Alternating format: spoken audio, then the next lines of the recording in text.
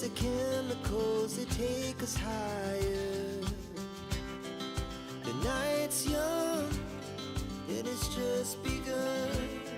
As she puts her hand in mine. We wanna chase the night, wanna dance to the light. Pull stars from the sky, just two hearts running wild. Never sleep, never stop. As we shout from the top, we're gonna be two hearts running wild.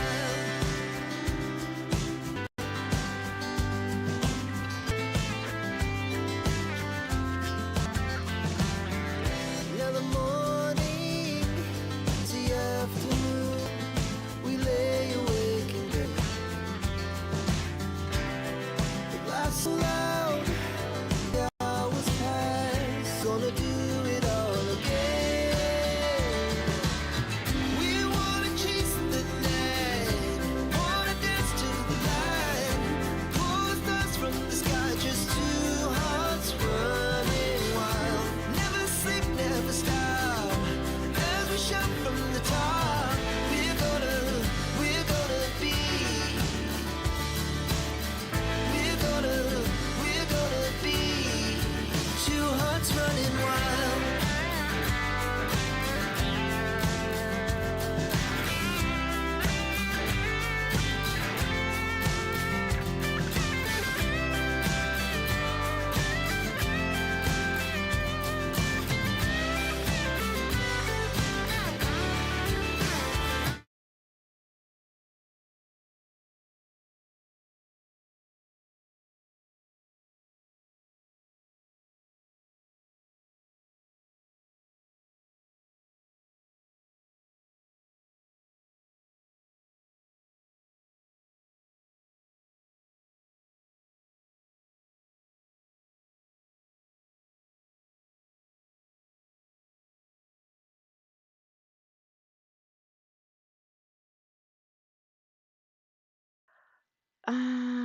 No audio.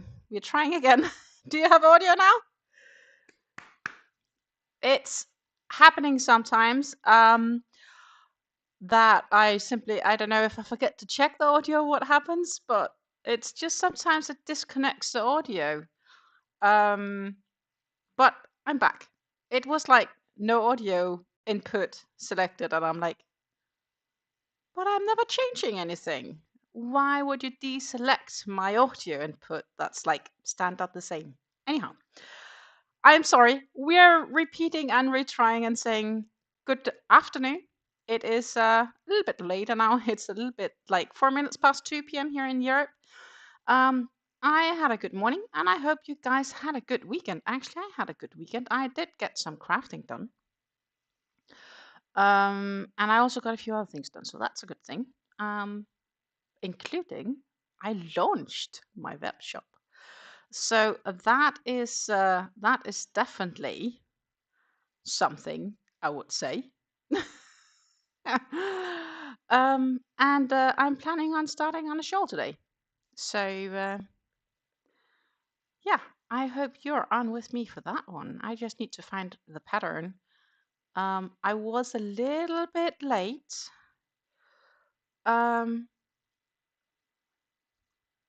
Getting started, I will admit. And therefore I didn't super prepare myself, but I should have it.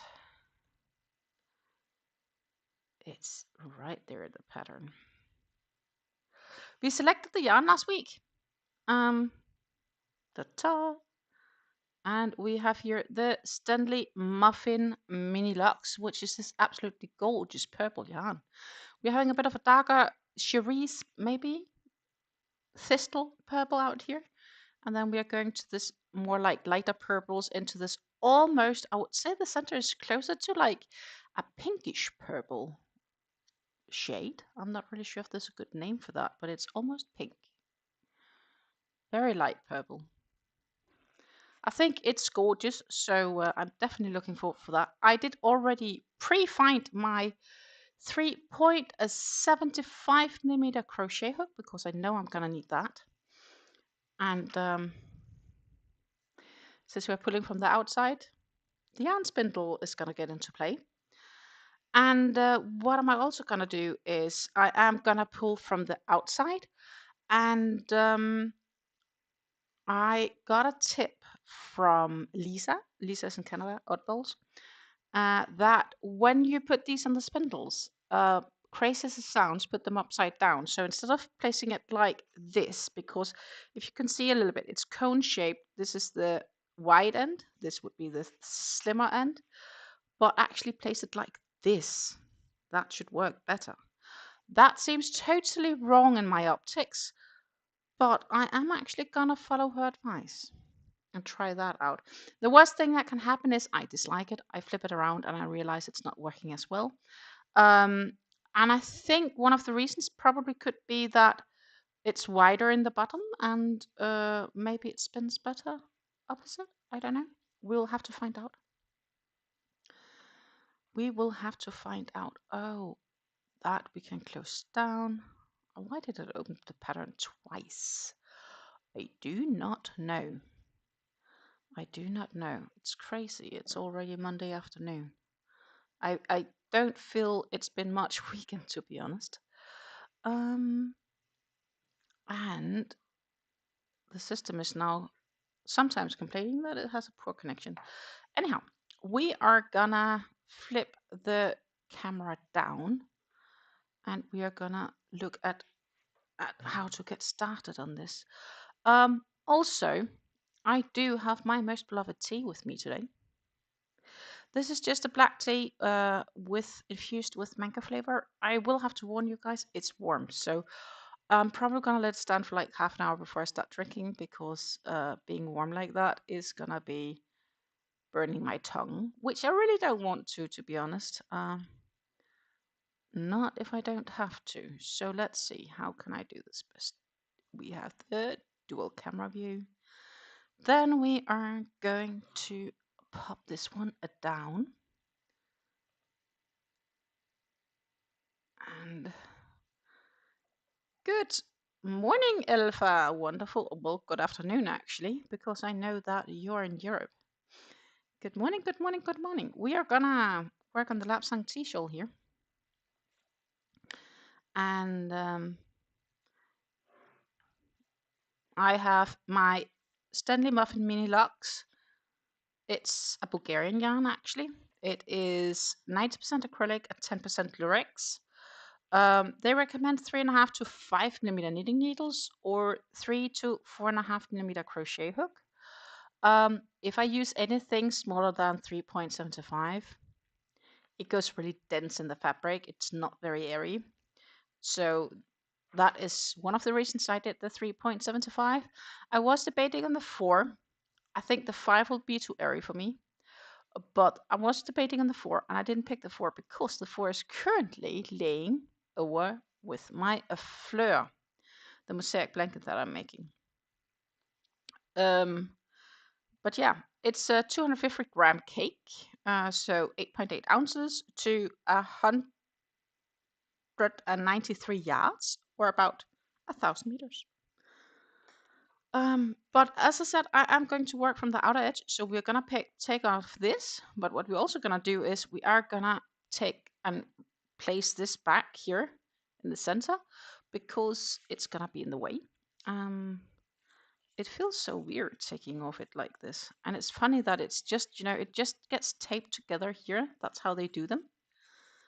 But yeah, that was it. So, and the thing is, the center pull comes from the bottom end, but I don't need the center pull. So I am just gonna sort of put a little bit here in so it doesn't pop out and have fun. Because as I said, I was told that placing it upside down on the yarn spindle should be the way to go, but this feels like it's quite dense. So I am really happy that I have multiple yarn spindles, because I don't think I want to take off this for quite a while. but this works. Awesome. I have to put it a little bit over here because else it is going to be in my way. And then we'll find the pattern. I did link to the pattern in the description box down below of this live for those that's curious. And I see I have Dusty mark on my screen. Goody, LapsangTea shawl. I have the pattern on my computer. This is made with hobby twister cake. Yardage is the same, etc., as I have here with the Stenli cake. So it's just a different brand, slightly different type. This is not twisted yarn. This is a 4-ply yarn, 3 threads of acrylic and 1 thread of lurex. That is kind of the thing. And we're starting with the dark purple, and then we'll go lighter and lighter, and that's kind of the only thing here. So let's pop back here. And let's see what it says here. The creator of the shawl, so Red Teapot Atelier says here, when I design a shawl, I'm curious about how it will turn out. Lacy or textured, round or spiky, my original idea just evolves and comes to life by itself. In the LapsangTea shawl, Gothic motifs, leaves, and organic shapes came together in an eye-catching pattern. It's not a beginner's pattern, but I've tried to add as much detail as possible by the step-by-step pictures for every row. Good that I'm not a beginner crocheter, I guess. On the other hand, I would just have jumped straight into it. They do recommend a little bit smaller hook than what I would have done, but we all know. So it might get a bit larger than the estimates here. But everything depends on your tension, right? So we will see. Crocheted in rows, every row crochet stitches in one side, blah blah blah. I'm just going to check if there is any specials like really big notes.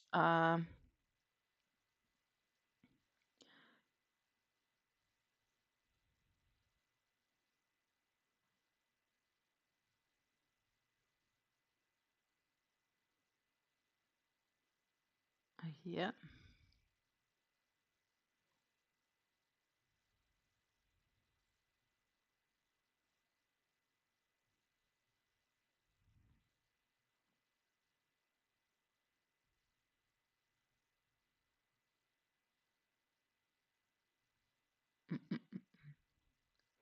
And then we just have some tutorial popcorns, puff stitches. Oh my goodness, I get all of it in this, but that's just how it's gonna be.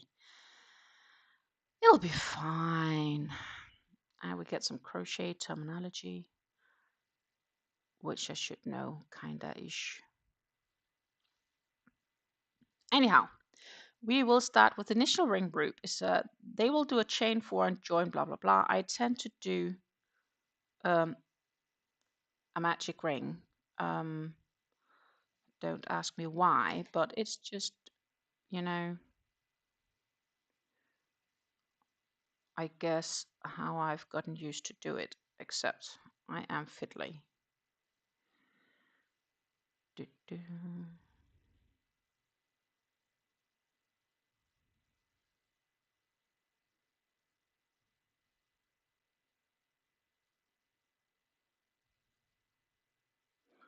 I did forget these 2 strands. Why are they not going to join with me? Like this. That was much better. Yeah, I just prefer the magic rings rather than the chain 4 join and then work into the loop. First row, all stitches go into the initial ring loop. Chain 4 counts as a treble. Then a 5 double crochets, chain 2 5 double crochets and a treble. Okay, we can do that. Good afternoon, Helle.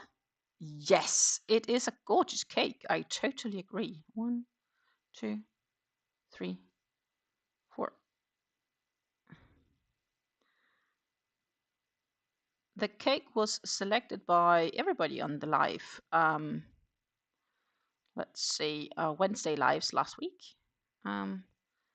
People were helping me select. I had a few cakes for my next project, and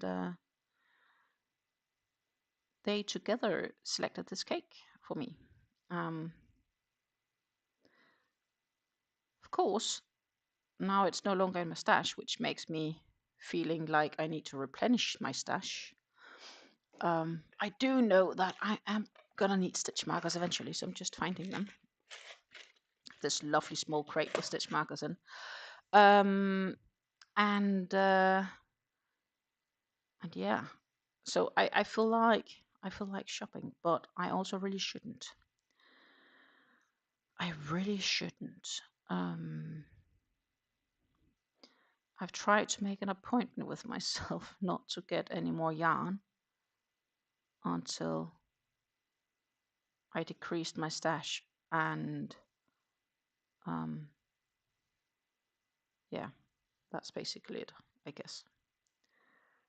So with the thing is that there is a yarn haul on its way, and it is that is already done. But after that, no more yarn hauls until my stash is decreased.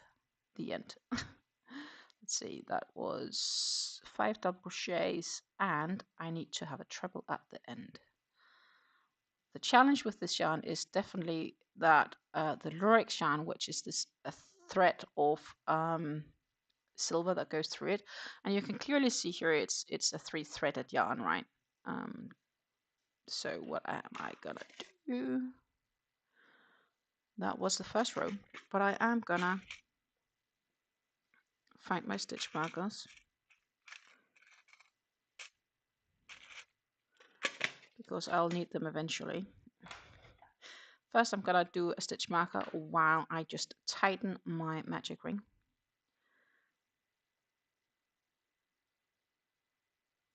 But yeah, as last time I worked with this yarn was the summer for the Purity shawl, and then it was a lot warmer than it is now, and I had this tendency that the lurex was kind of like sticking to my warm hands. Hopefully that shouldn't be an issue today. Good, we got it tighten, and we have row 1 complete. Good morning, Megan. Wonderful to see you. I am hanging out with you guys today. And we are gonna go on row 2, which is chain 4 to replace the treble. So let's first starting by inserting our hook into our work. As I said, I just found the stitch markers for the easiness of things. And we'll chain 4 as the creator recommends. Turn the work, and then it's 2 double crochets into the first stitch, which is basically the treble from the last row.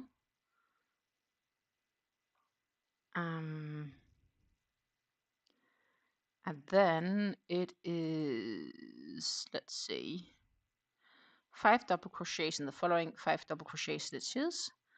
And then in the center space down here, it's 2 double crochets, chain 2 to double crochets, and then you finish it off with 5 double crochets, and then in the last chain, top chain, you'll do 2 double crochets and a treble. Okay, so that is row 2 is pretty easy. It's just like a standard triangle shawl wise in that sense.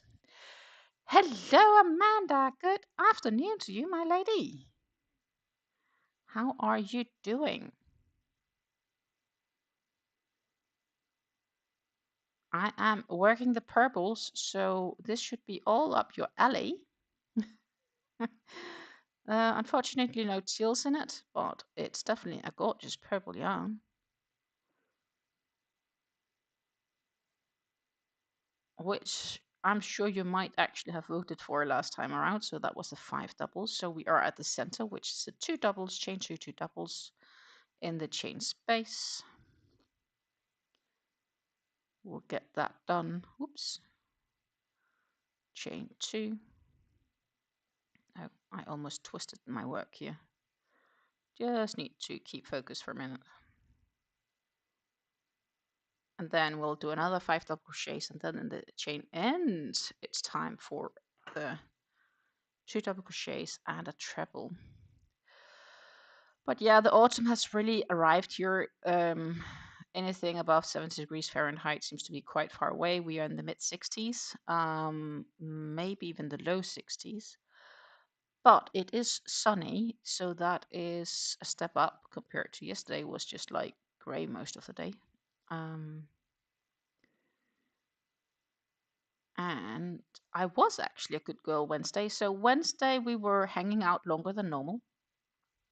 That won't happen today though. And my partner was home on time from what he was doing, and I snatched the car and I went to the fitness where I really made a good solid long session. So I'm super proud of myself.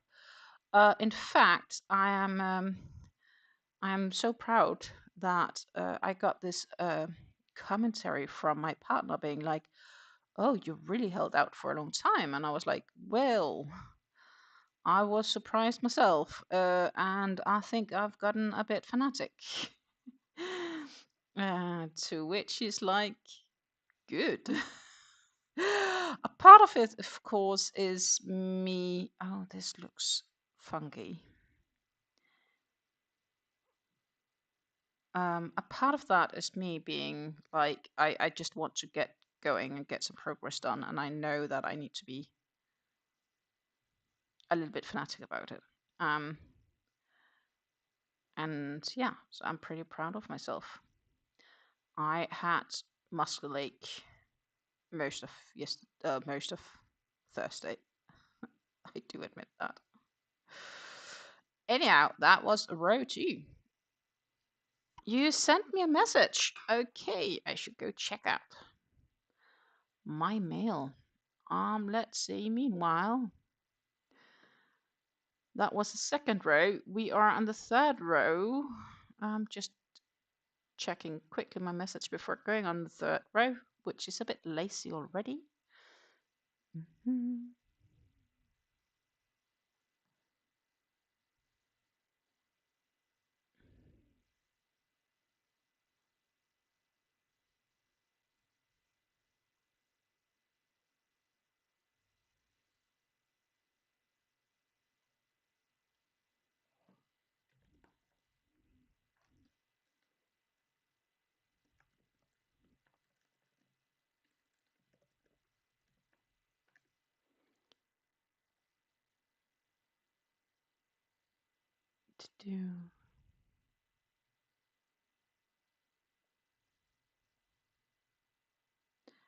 We are heading into some spaces. We are heading into some spaces.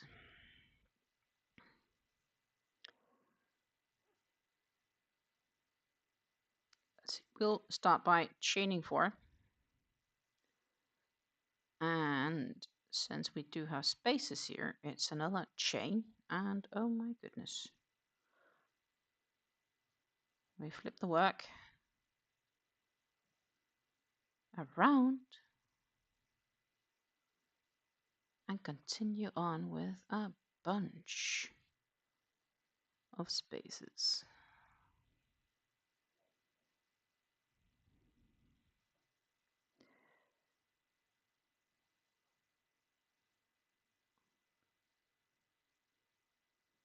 But yeah, I am curious to see how well me and this pattern will do, because as I said, this pattern does have both puff stitches and popcorns. Making me realize I'm either going to hate it or love it once it's complete, because I really like the I hate doing them, but I like the end result.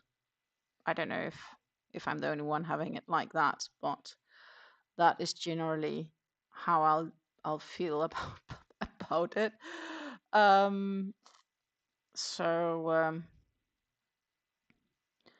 so there is that. Let's see.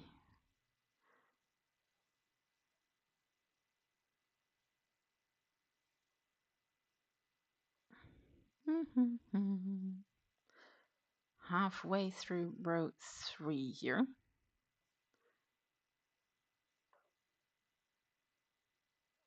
Which goes a little bit quicker, it feels like.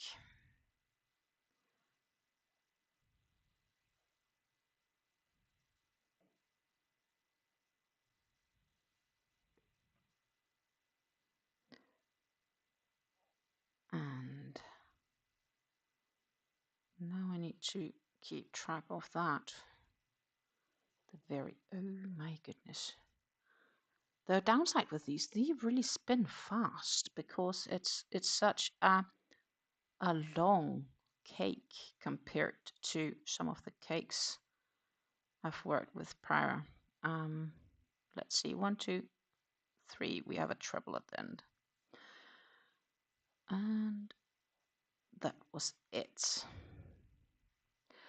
Why I decided to start on the outside of the cake?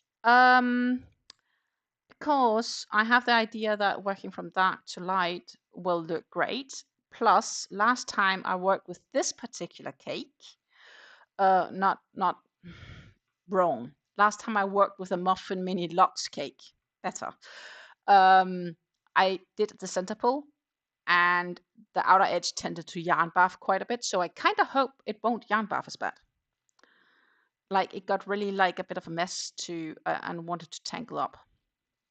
So I hope it will tangle less by pulling from the outside. That is my thought process behind not doing the center pull. Else I would definitely have done a center pull. Let's see, we are going to row 4, which is a bunch of double crochets. So that is a row of not so much thinking, one would say.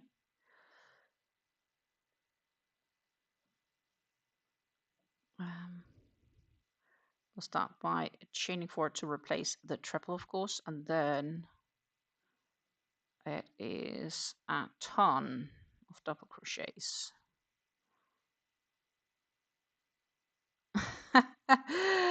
Amanda says here, I didn't like using the Muffin Mini Lux either. Might have to try it outside on the next one. Yeah, so that was kind of like a, I was talking to, I think it's Lisa, so Utballs, and she said that she had better experience doing it from the outside. Plus, I think this particular colorway is fine doing it from the outside, where, so it goes into this like pinkish tones, where the last time I used it, it made more sense to take it from a center pull because that was this like this sage to lighter yellows. Yeah,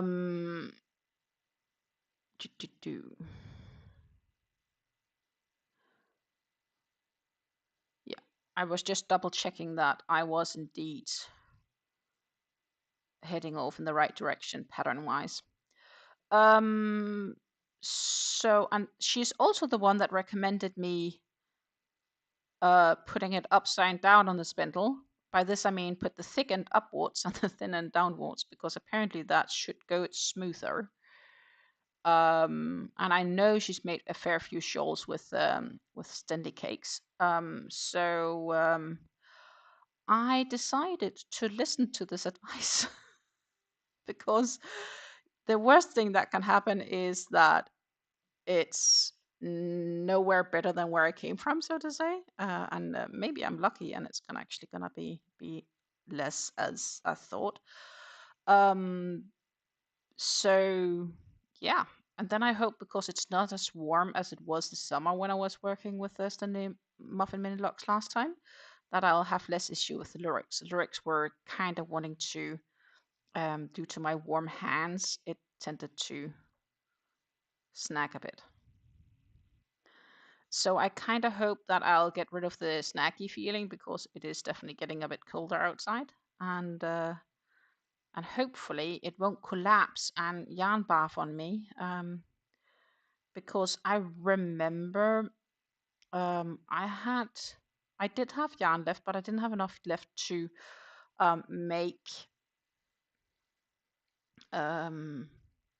make a lot of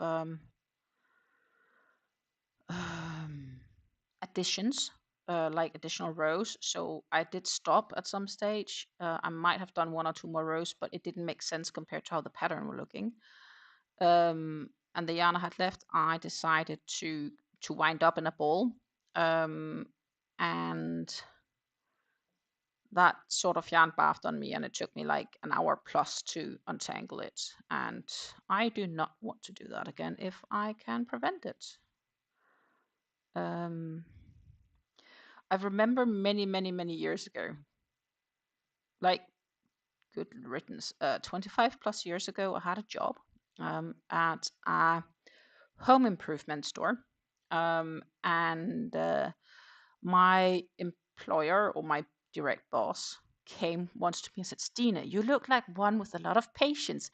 Can you please untangle all our extension cords?" It was all these like 5-meter long extension cords on a spool, but they were all like tangled up against one another and so on. And I was like, sure.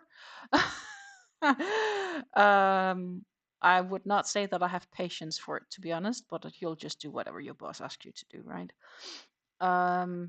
So I untangled all those. On the other hand, it was a nice break from doing the cashier stuff that I was doing. So there was that, a good, nice break.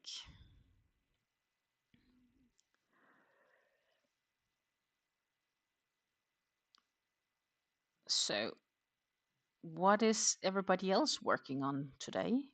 Any interesting projects in the mix? Let's see. I do believe I have to, yeah, I do have to finish with 2 double crochets and a treble. I just need to find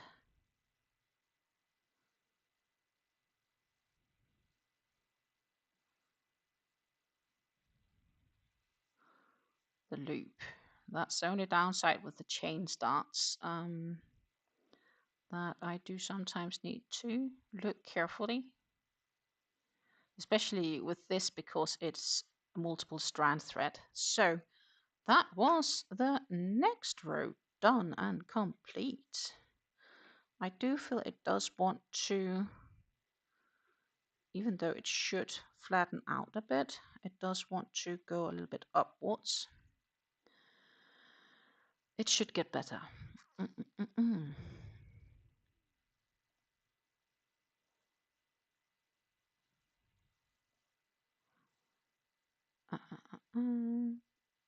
I just need to read a bit because we are heading into the more complex section. So this was kind of like the basic start. And you can look a little bit at this while I take the liberty to read this pattern.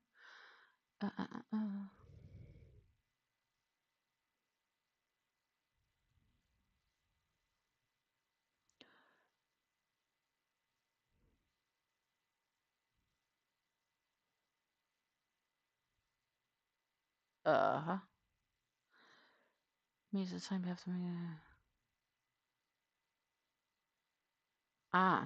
Yeah, okay.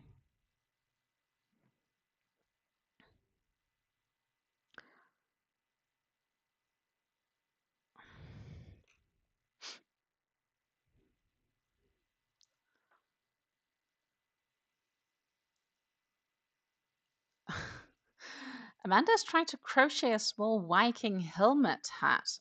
That sounds like an interesting project. How did you come along that? If I may ask.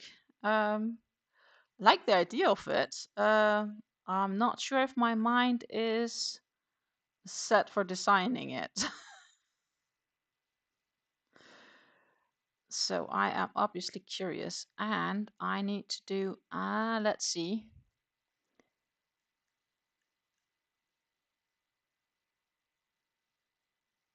One double crochet, 3 together cluster.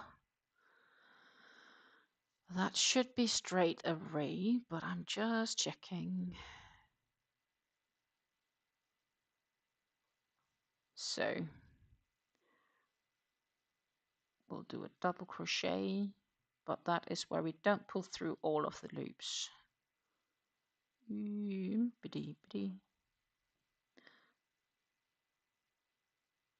And then we'll go through all of them.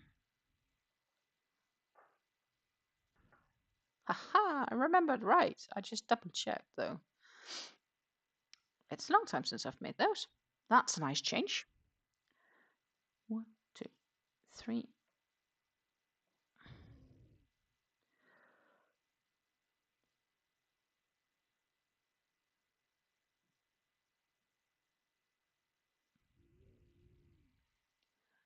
And now I need to check again. I think this is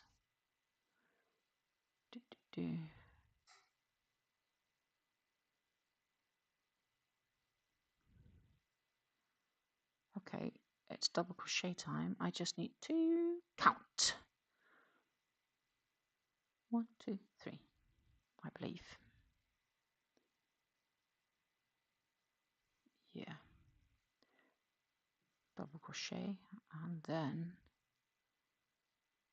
we need to make 6 of them all separated by a chain stitch. So 2,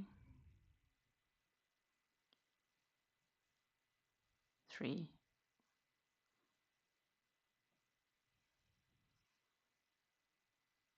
4,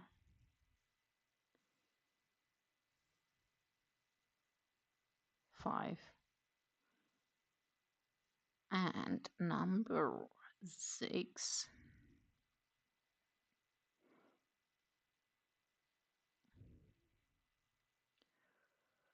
One, two, three.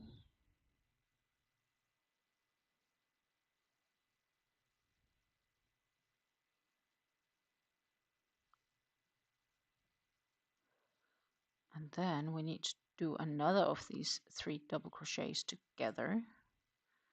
So for those we yarn over and pull through once, and we yarn over again, 3 times basically. Ta-ta!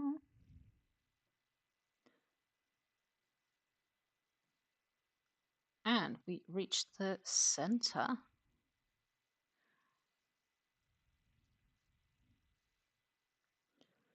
And then we have one more of these 3 double crochets together. A friend asked for one for her son. Okay.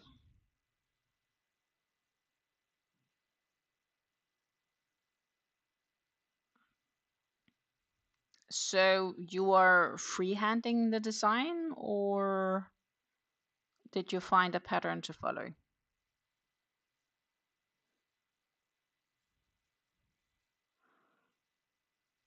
I have to say, I saw the most amazing sweater the other day, and I want it myself, but I don't know what pattern it is.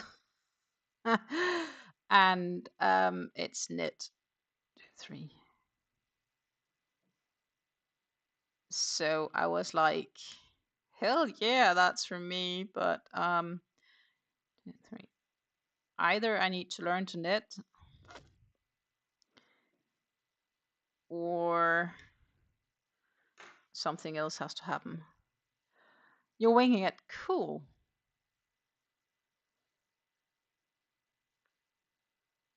I see. I get something to read as well. Let's see if I can actually find the one I found. And it's a men's shirt, which totally sucks. But let's see if I can actually. Oh, phone needs to flip.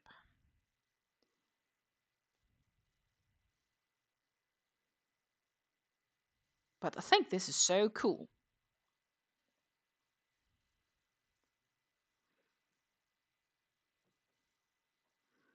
Because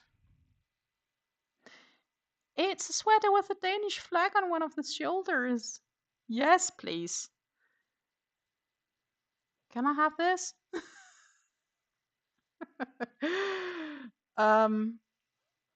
Like, I'm sold. I like that. Seems like, and it's not too bad color work wise. It's just for a man. That sucks. And I don't know, like, I'll have to look for the pattern to see if they have a woman version of it. But I'll be happy with a sweater like that. For Sure.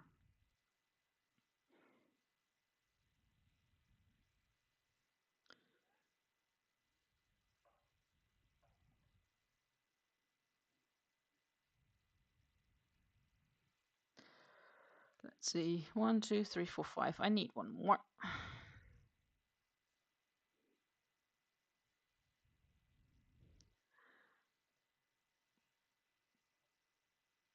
Hello, Rege. Wonderful to see you. And yes, Amanda is also in the house. I am doing well, thank you very much. I am doing quite well. 1, 2, 3, 4, 5 is wrong. I need 3. Yeah, I'm doing well, thank you. I hope you're doing amazing as well.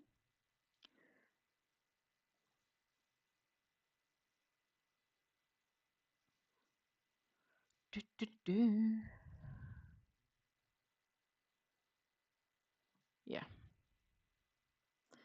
I really need to keep track of my counting here.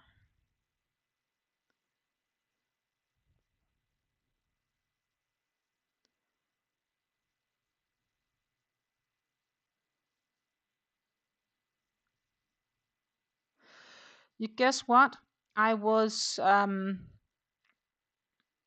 I so like I flew home from Denmark on a Saturday, and I think Monday or Tuesday the following week there was this update from the hobby in Roskilde being like, we just updated the store layout and changed around and got in a new yarn, and I'm like, why? I'm not going there for I don't know when I'll be there next. And I was like, if they had done that a week earlier, that would have been perfect. I could have done like a video and taken you guys along seeing the new layout. But no, that was not the plan apparently. Oh, that was not good.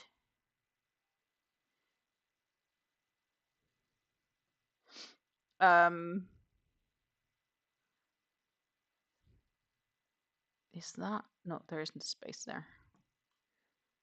It's just straight on treble. This mouse was not acting up nicely.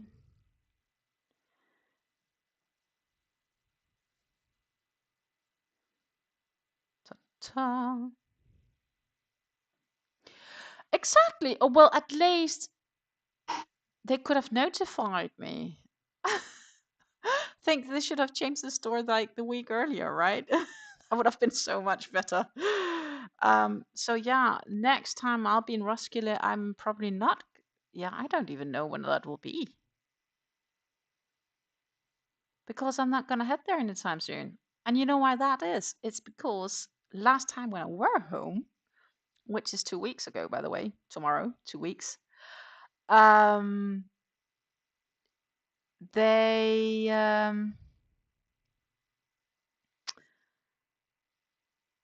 my mom had her last chemo treatment, so I'm not gonna go to Roskilde anytime soon anymore. Black Friday yarns out. Yeah.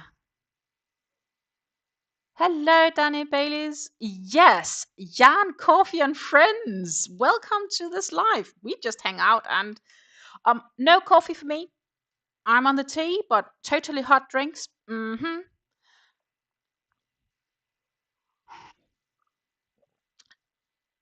Remember to take plenty of sips and keep hydrated. But yes, yay for mom. That means that next time I'm going to Denmark, which is actually in 2 weeks from now, I'm only going to be there to drive her to the PET scan, which is in Køge. So that's a bit of a longer drive compared to when we have been going to Roskilde. And at the hospital in Køge, there's probably no yarn store for me to go glare at while I'm waiting. Even though that would have been a perfect thing because it's 1.5 hour scan.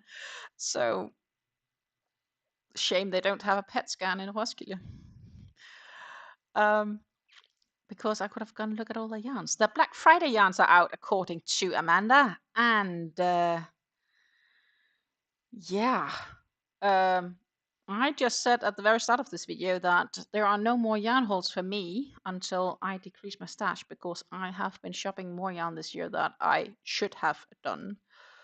In any case, 2, 3, 4. We have started on row 6, and we are starting to flare out a little and make some interesting patterns. Let's see here.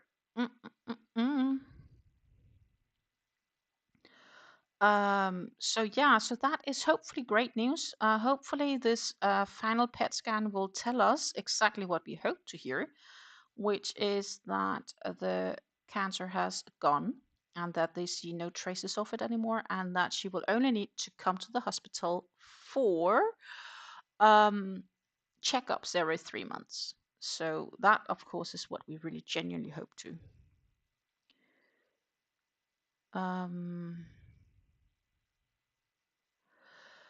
Amanda says made matching wrist warmers for me and Mini-Me. Awesome! Absolutely awesome.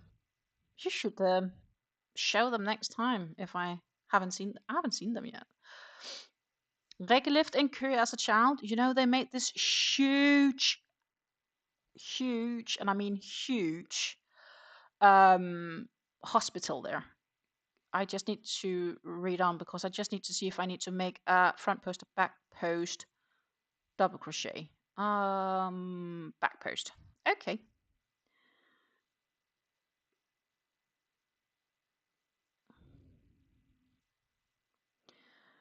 So she's going to have the scan done on this huge hospital, and I also understand next spring, the whole hematologic, no idea what that would be in English, hematologic department.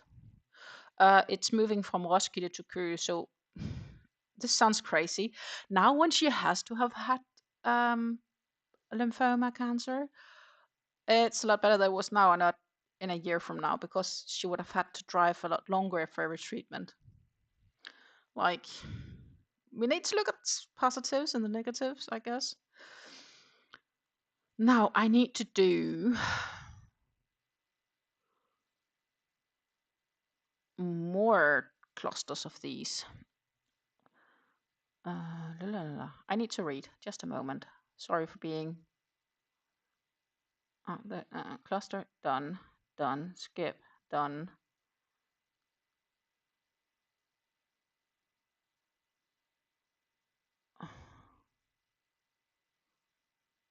Into each of the chain spaces. Okay, we make 3 double crochet together in each of the spaces. Should be 5 in total. 1, 2, 3. That's probably going to be pretty accurate, yeah. But yeah, so they made this huge ass hospital there. And they're gonna move most of it. I think they're gonna close a lot down of the Universitetshospitalet in Roskilde, from what I understand.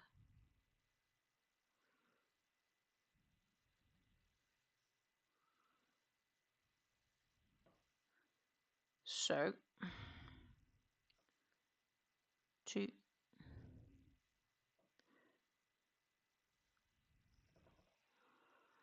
November next year, Mom says. It's November next year.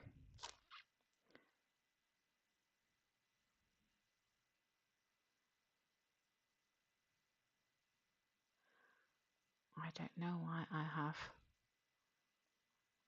all of this.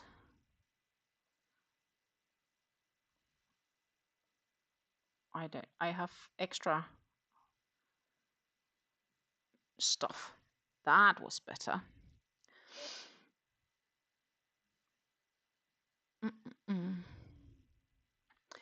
Hers is made with jade and mine with jade and Buena Vista. Oh yes, the jade yarn is soft. I touched it when I was in the shop this last time, and my goodness, that is a yarn that I could definitely work with, but I have so much yarn in my stash that I have forced myself to ignore other great yarns, which is really hard, trust me.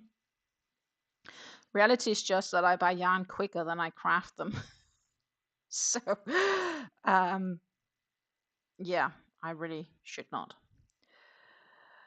Like it's the same. She's also waiting on a few packages for the following days. Yeah. Um, I'll have a yarn haul on Monday for you guys. Um, instead of my live because I won't be live on Monday.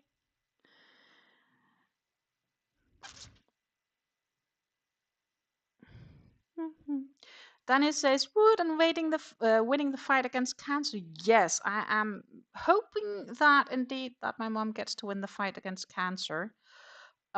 It's been rough. It's been a rough year. Because she was definitely sick at the start of last year, and with the mistakes the doctors made in the beginning by not diagnosing her.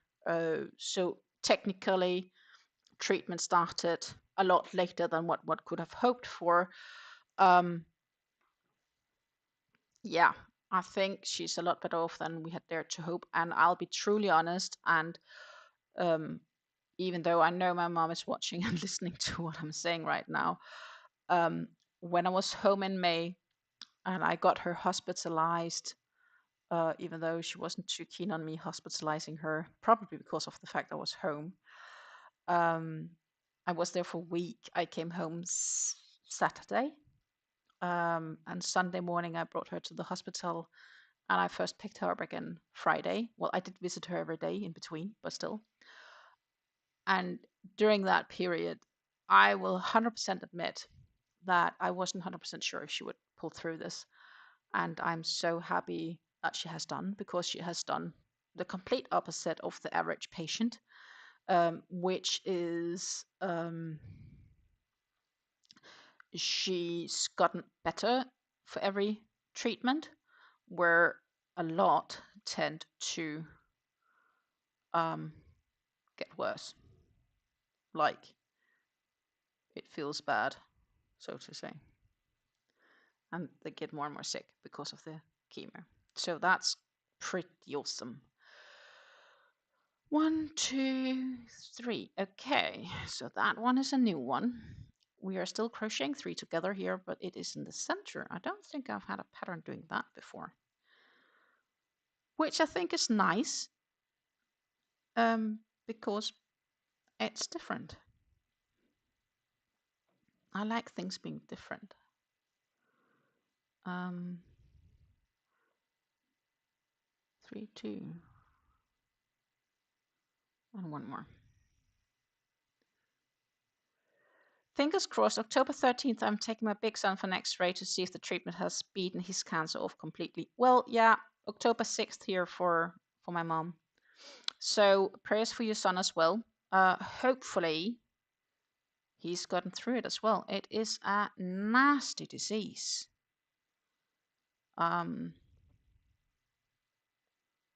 It really is. If we have to look at the positives, I have probably seen my parents more the last year or the last 6 months than I have last 5 years. Feels like, which is really nice, I guess. I just wished it had a better reasoning. So that's positive, but that's a downside of living abroad.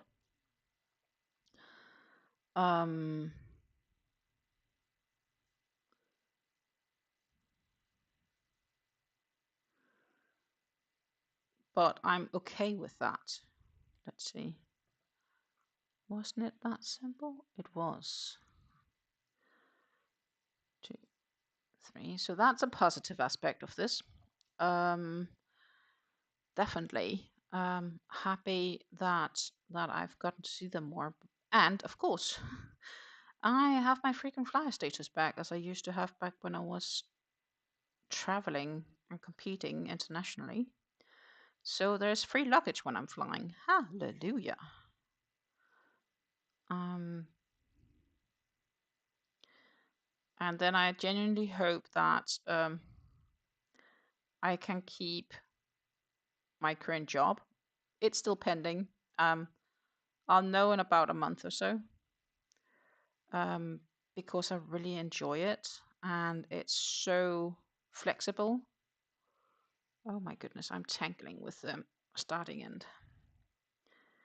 So it's kind of perfect and allows me still the flexibility to actually go visit my parents more often than I have been doing.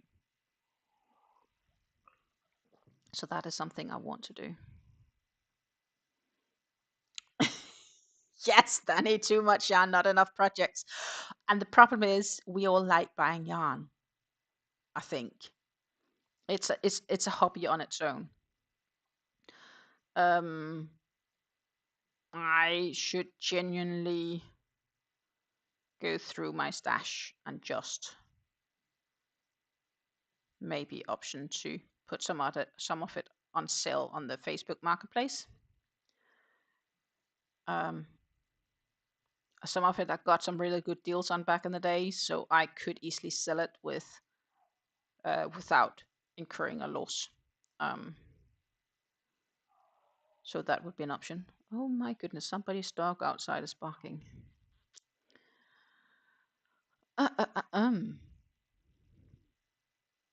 It's one of the very worst diagnoses one can get. I'm cheering for you and your mom on with all my heart. Thank you, and I for your son. Nobody deserves to ever have cancer. Last time they did an x-ray and it had almost disappeared completely. After the blood work showed good results. We'll cross for that one. No x-ray here though. It's a full PET scan. The reason for this is probably due to the cancer being in the lymph nodes. And, you know, it's being discussed that what they thought she might have had with her lungs might have been the lymphoma all along. So yeah, it's a bit of a not so fun case. And it would be really awesome because they ended up not giving her all 4 types of normally for this type of lymphoma they will option to give you 4 different types of chemotherapy at once, like but they didn't do it because she wasn't too fit, and the beginning also because she had issues with the lungs. They didn't want to provoke any further issues, and it could then be discussed whether it should have been done or not. But at some stage, the doctor is also like, if we can cure her without, that would be better, because like almost half of those who had that 4th type of chemotherapy end up on oxygen for the rest of their life because they ruined the lungs. So yeah, that would be really awesome if that's not going to be the case. We did row 6. Let's show you guys how far we got, by the way. Whoopie daisy. This is what we are looking at. I think I have it in. Yeah, I do have it somewhat in photo. In frame. The silver definitely shows up here in this stream. Last time when I did the gold, it was not always showing that clearly. Aha. For crying out now, they're coming now. Because row 7 is including the popcorns. I was just so happy without them. I'll be fine. Don't forget to hydrate, ladies and gentlemen. Don't forget to hydrate. Meanwhile, I'll have a good look at this pattern, and we'll start by the classic chain 4 and turn the work around, and then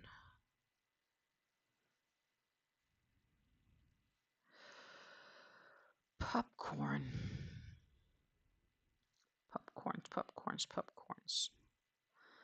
I need to make a popcorn. And they have a guide for the popcorns. I'm just checking that her popcorns is the same as what I normally would classify by popcorn.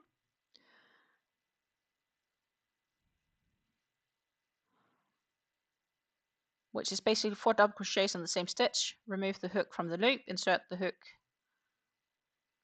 front to back in the first double crochet of the 4 you made. Oh my computer mouse is not playing the same as I am, so I wonder if it's running out of power. It shouldn't be though. Oh, no, it's fine. It's probably just my computer being overworked, which is not a surprise.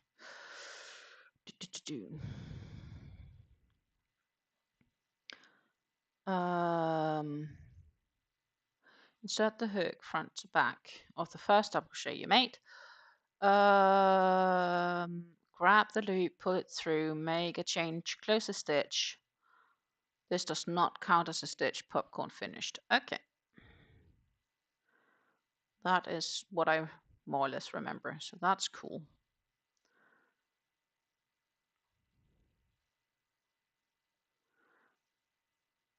And oh my goodness. Yeah, my computer is probably the one lacking. It is pretty, thank you. Susan says I have to go soon. Enjoy your evening. I am sure I'll enjoy my evening. I hope you will enjoy your day. It was wonderful to hang out with you, even though however long that was. About an hour. See, I have to skip a stitch and then I'll have to do the popcorn. That has to be this stitch. So that was a 1, 2, 3, 4. And I think the reason I'm not a fan of these popcorn is the fact that you removed your crochet hook from the work to be able to complete them. It slows the process down.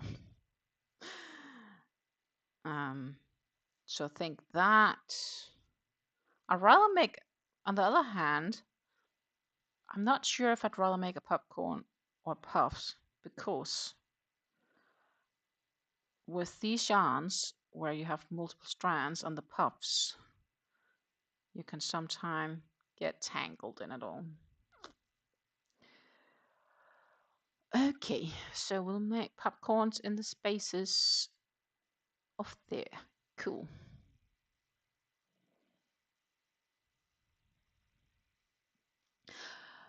Reke says I want to finish an amigurumi I'm making, but hands are swollen, so easier project is for now. Oh yeah, too much can quickly be. Hello, Lisa. See, well, Lapsang on the hook, and I followed your advice, which is thin and down, thicker and up, which feels wrong. But we are trying. We are trying. Danny says I'm getting calluses from crocheting too much. Yeah. I haven't had any injuries from crocheting too much. I guess that's a positive. Let's see. So if I work this into the space, which I do, I don't need to worry about the stitch I'm crocheting into. Hallelujah. 2, 3, 4. And we'll pull up the loop a bit, because for the popcorns we need to go back into that first one. Then we'll tighten the yarn and do it together. Now I just need to see how many chains between, 1 chain between each. Okay.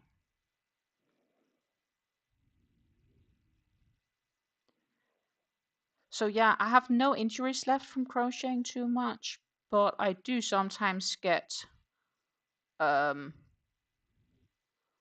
like indents on my fingers from holding the yarn too tight or something like that here.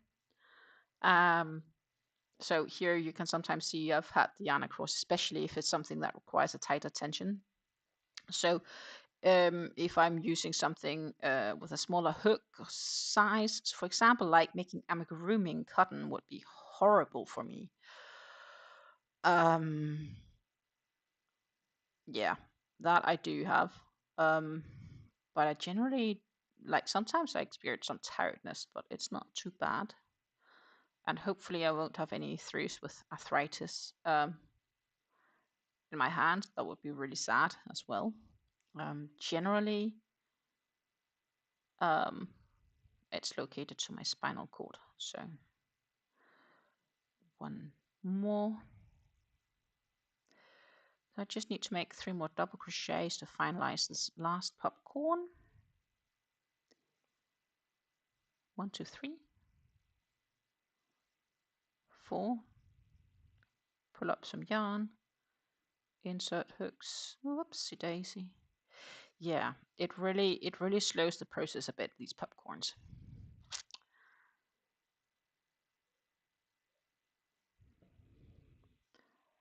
Chain 2.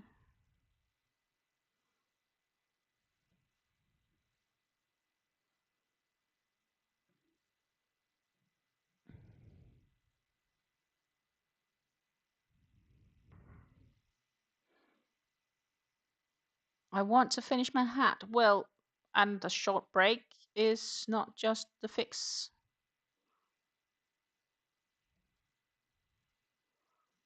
Because, like, if I work with really thin yarn, sometimes I just need more breaks as well. I remember I had one project, it's a long time ago, and I just came to the conclusion I just need to work half an hour on it every day or 3 rows, and then eventually it would just had to be done when it was done. And I was kind of happy I ended up doing it like that. It does, my computer does lag a bit. I hope it's not as bad on the stream though. I see the stream is really light, so I am gonna quickly just turn it a bit lighter because it will then go darker. That is.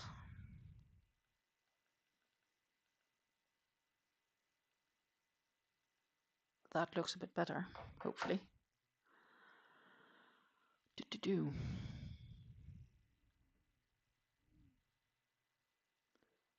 And meanwhile, I just needed to check where were I here. Aha, so we need to make popcorns in the center as well. Okay.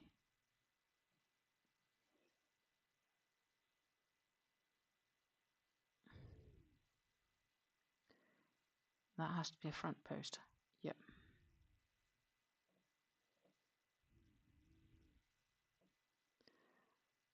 And then popcorn. Chain 2 popcorn. Okay, cool. I started a Darjeeling shawl on Saturday with a Stenli candy cake. Nice. The only reason I'm not making Darjeeling tea shawl is because I've made one already, and I wanted to make one of each of her designs. Red tea Atelier. Henceforth, I couldn't make it because it's already made once. I'll definitely make one in the future again.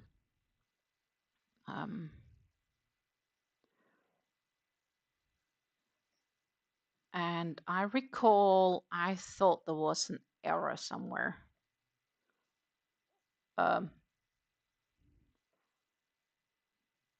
Where instead, so my fix to that was basically if I inserted an extra stitch somewhere, I don't remember which one it was and how I did, then that fixed the whole issue and my counting was correct again. I don't remember what row either. It's a year and a half ago. It's been that long since I made the Darjeeling tea shawl. It has.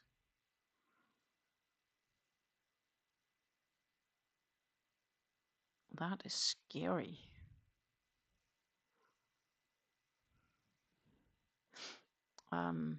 Let's see. So that was that.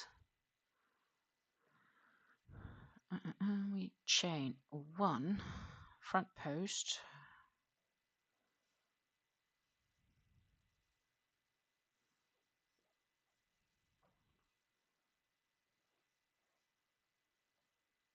And the V.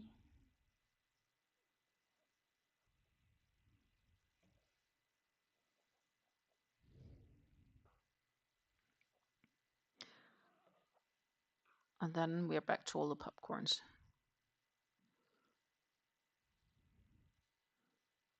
Yeah.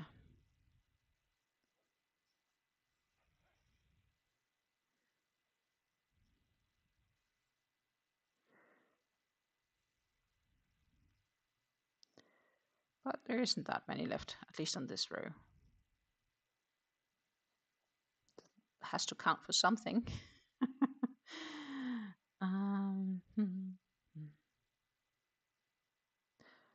Then I need to catch up on chat too.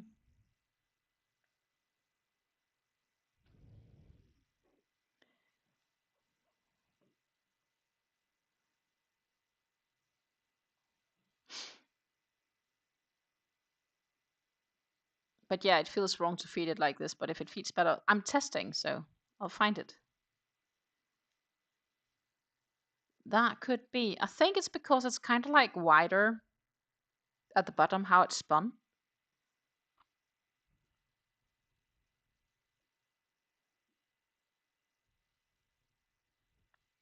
Danny says, I made a finger tube too. I put metal guard in mine for more tension.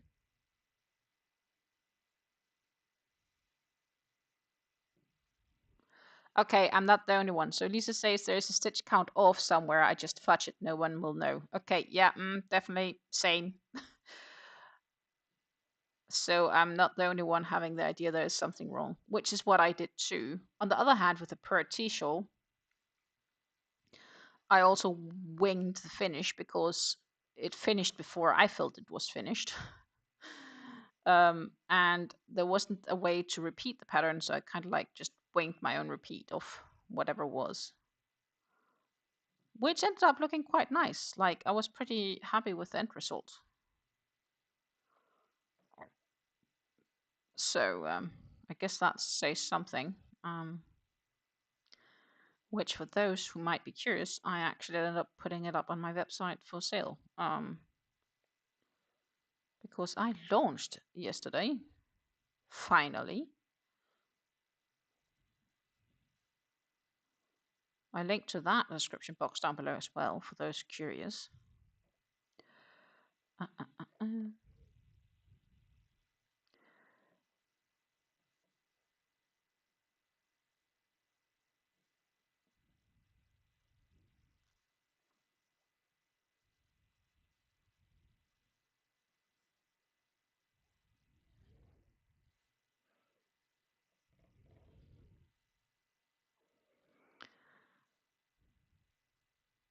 What colorway did you end up choosing for the die-healing?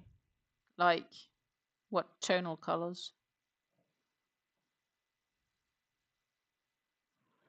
Is this 2 or 3? 2. 1, 2.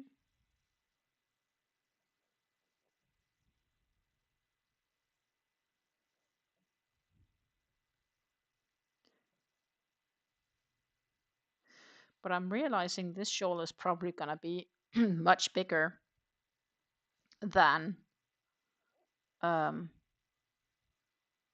the actual pattern, because I'm using a bigger hook. But we'll see how far we get and how it's gonna look when I'm done. It's gonna be quite a while before we're done in any case, because I have so many projects I want to do and work on. So I'm expecting this is gonna be I'll finish when I'll finish, but I hope to finish in October. But will I finish in October? Who knows? Because as I said, there's so many other things I'd love to get made before then.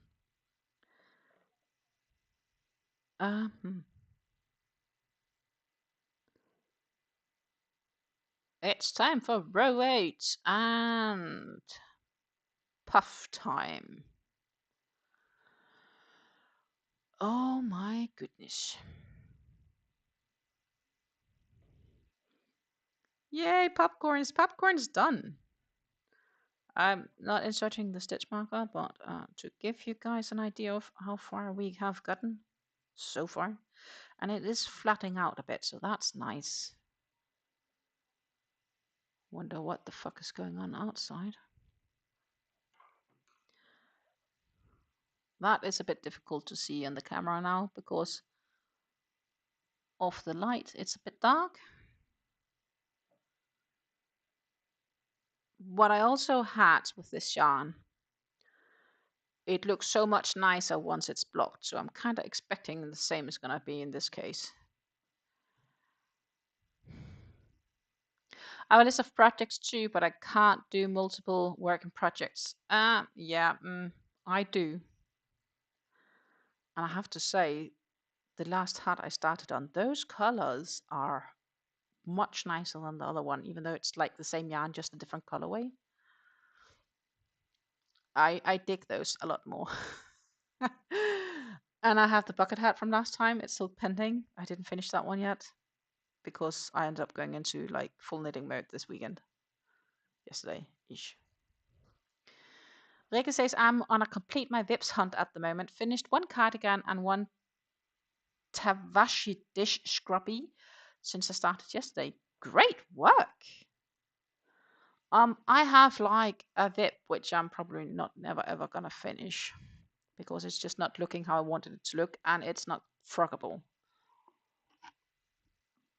The yarn will snag and tangle so badly when I frock it that I am gonna be a lot more sad when I'm frocking it than I will be by accepting it's not gonna finish.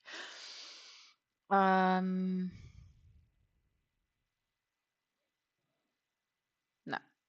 Row 8.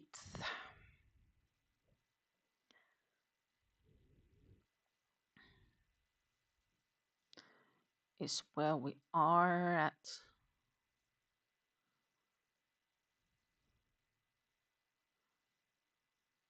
Right now. And then, my friends, I am back to the needing to read. We are puffy puff. Okay, so I need to check if she does 3 yarn overs or 4 yarn overs for her puff stitches, because that seems to be different from designer to designer. So I'm just gonna quickly read. She does start with a loop and you hook. Yes, yarn over, 2 loops and hook. Insert hook, yarn over, pull out 3 loops and hook, 4 loops and hook, 5, 6, 7. So she ends up with 7 loops. On the hook, pull through just 6 of them, 2 loops over, yarn over, pull through 2 remaining. Okay, so let's just do it while we actually have it. Oh, no, I don't need to do like that. So yarn over, pull through. So that's 3, 4, 5, 6, 7. And then we pull through the first bit, so we have 2 loops left, and we'll yarn over again and pull through the last 2. Done. I have 7. So that's 3 times through. Okay. Not 4.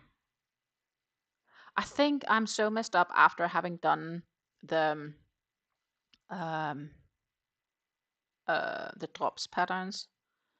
They really, their designers seem to do mixed terminology sometimes. Back post. Okay. I'm not really happy because here's a funky something on my yarn. This is kind of like, I don't know what this is. The yarn is like one thread is like all funky. I do not know what this is. It's like it has one big cluster. It looks like I can take it off, so I'm just going to peel this off. Just one moment. I really don't want this in my shawl.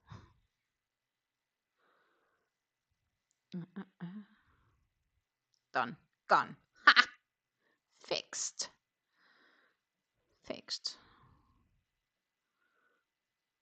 Anyhow. And then we'll have the crochet 3 together. 1, 2, 3, and pull through those 4. And another back post.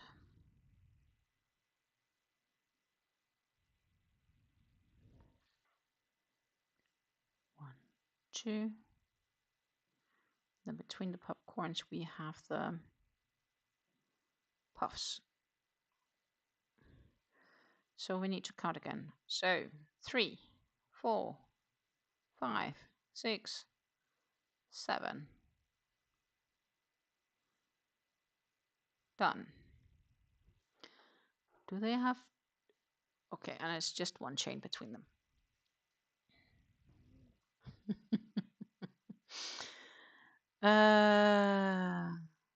You guys are chatting bunch with one another.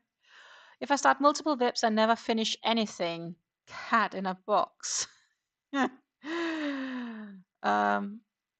I tend to always have at least. Oh, so this is why I don't like puff stitches. I can redo this one.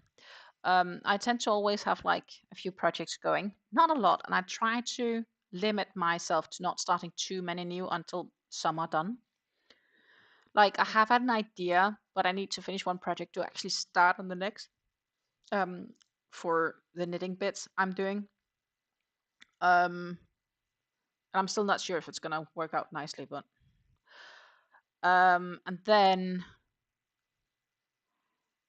yeah, I have a few other projects I want to start. I'm trying to not have more than one shawl going at a time, and I have this big blanket that I really need to get working on. So I'm trying not to start too many projects. I really shouldn't. Could you maybe have another to finish that project for you? Well, Enrique says, I'm a compulsive whip starter, so I know I am whipping myself to finish them off before I allow myself to start new ones. Yeah, I'm some of them I am really motivated to get done for various reasons. And some of them I'm, I guess, less motivated by. Oh my goodness, I really, this yarn and puff stitches is horrible. Popcorns, take them any day above this. But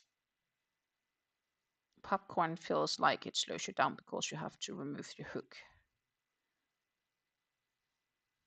Yay, finally got through. Hallelujah. Got them. Them 3 done. 1, 2.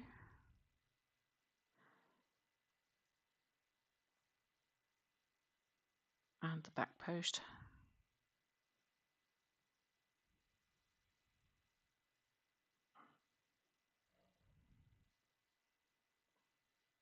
And the 3 together. That's a lot easier.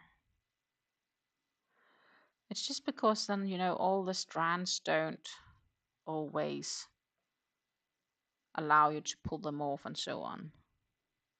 I think I'd hate puff stitches a lot less in any yarn that's not multiple stranded.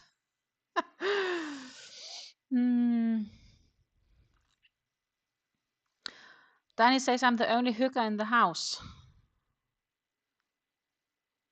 Fair enough.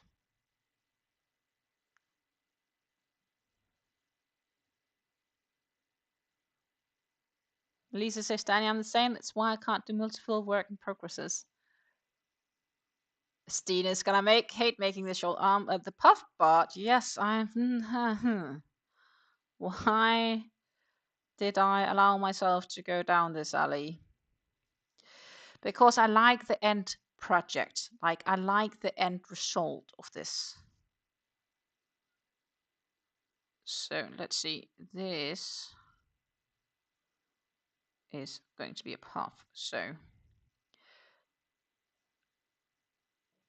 like this, and then we'll. Oh, this one went fine. So I don't understand the difference. Sometimes this puff stitch just goes really smooth. For me, no issue, just straight sailing ahead.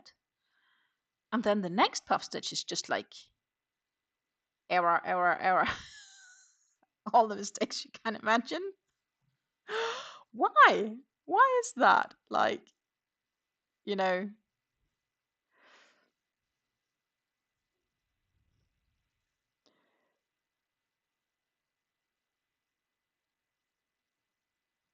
this almost went smooth, but not as smooth as the other one. And I need to make like 3 more up here. This one went super smooth.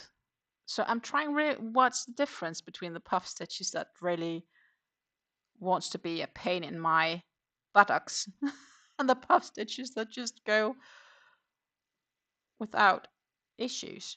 Like this one, I can feel it all. Oh no, it wasn't too bad.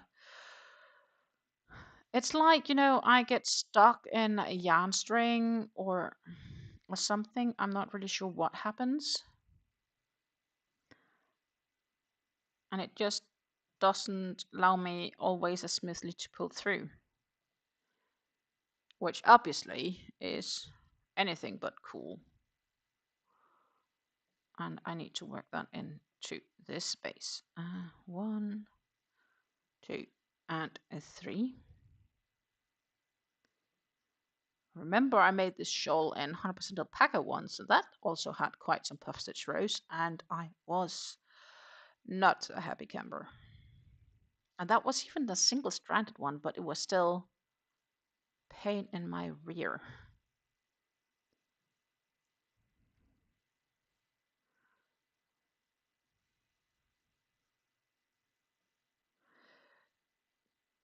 I'm just gonna do this back post, and then I will do a little catch up and chat again, because you guys are chatty today, which I like. I have a plan for my next project. It's a mosaic coaster of a cup of coffee. Oh, that's nice. I have a mosaic knit of a cup of hot drink. Could be coffee. In my case, I choose to believe it's tea because me and coffee don't work well. Tea, henceforth. Don't forget to hydrate. I have about 6 blankets I started or more. Like, are you crazy? 6 blankets? I'd go nuts. I have one, which is looking at me, telling me that I've been neglecting it for at least a month and a half. It's that bad. And I want to finish it before the end of the year. I know I can't do it on this live because it's so big that if I start working on it, you can't see what I'm doing.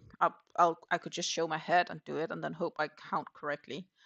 But it's also so big that I will literally cry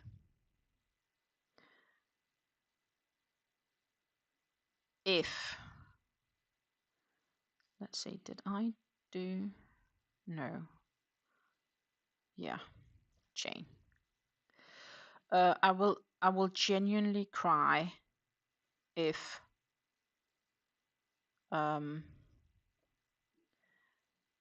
it proves to be needing to frog and then have to redo something because I forgot a count. And I'm a perfectionist in so many aspects that I will absolutely hate. Like, if I can see a mistake, I will frog it to make sure. To make sure it's okay and redo it. Shall I remember those that's not followed my streams before that I once frogged a shawl 25 rows back because I saw a mistake, which was very little, and most wouldn't see it unless they knew it. And the problem is when I know, and then it's, yeah, it's doomed. 3, 4.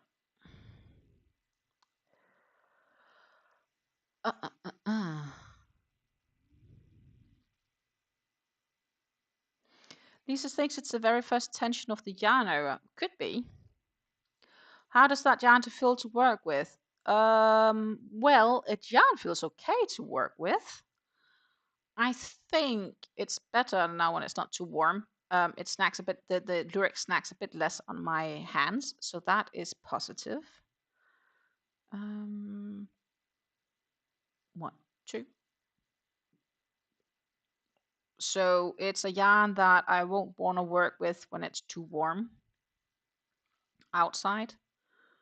But it's definitely a yarn that's fine to work with right now. It's smooth sailing. They recommend a 3 to 4.5 millimeter crochet hook. Just one moment. Yeah, 3 to 4.5 millimeter crochet hook. I definitely wouldn't want to use the 3 on this unless you are having an extremely loose tension, because that would be tight. Like, I use 3.75, which would equal an F hook. For the US terms, it's an F hook. Oh, that was not my end. Let's see, I am here, so I need 2. Chain 1, and we'll have to make a puff stitch over here in the space. 1, 2, 3, and we'll look. And that was loose, and still I had 1 strand of yarn of the 4 multiplied by 3 that decided to say, "Fuck off, I don't want to." So yeah, I don't know why. This one went fine though. So I guess just half of the puff stitches I do just don't want to be puff stitches. But the puff stitches, sorry I say, do not have a chance and choice. They just have to become puff stitches, so I have to be patient.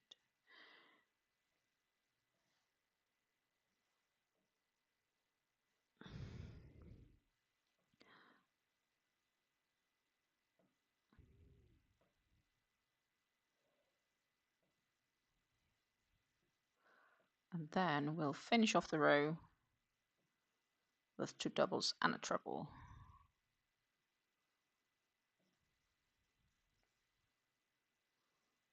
Ta-ta!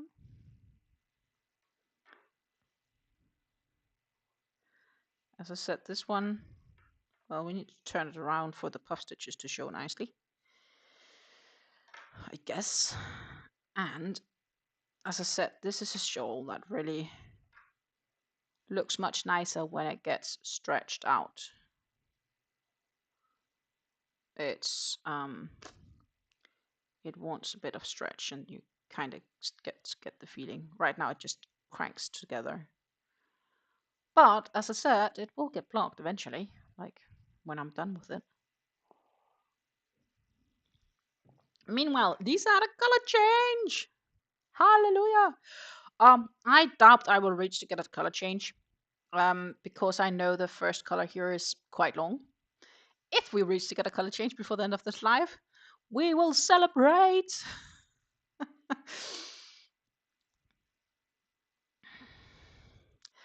Like I say, so know that frocking part too. Well, I crochet and frocked an entire coat 3 times before I was happy with it. Now that coat is my fave in the window. That's a good thing though.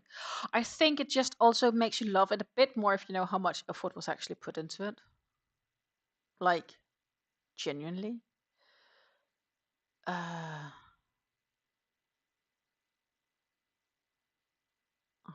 did. Didn't I? I did, yes. I hope. Goody, goody. We are back on the easy goer. That is, should be. Oh my crickety crick. This really is a horrible read.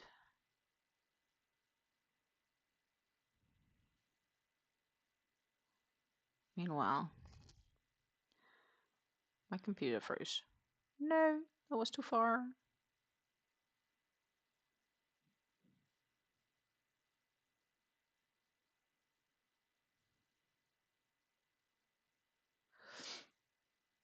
I have the feeling that either I need to do something where I don't need to scroll too much in the pattern, or Or I need to find something else to do because my computer is really going crazy today.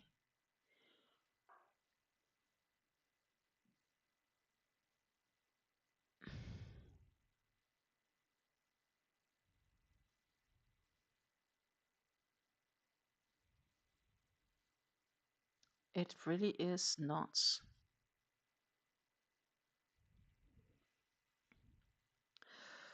Anyhow,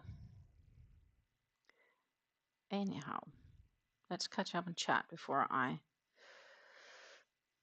With regular muffin cakes, I use a 4.5 or 5. It's not a sport.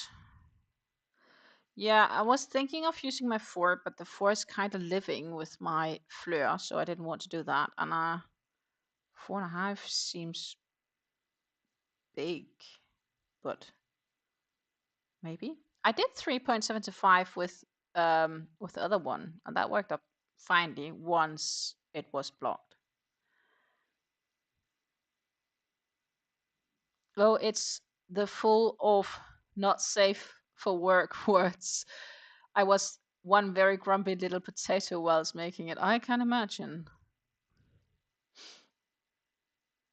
Danny says I'm working on a bottom-up hat. How do I know when I have enough rows to close the top? Knitting or crocheting? Knitting kind of usually it's just a few rows to close, I guess. So it depends, but there is this guide saying depending on the size and the intended user, it needs to be X amount of inches. I don't know if I can even find that.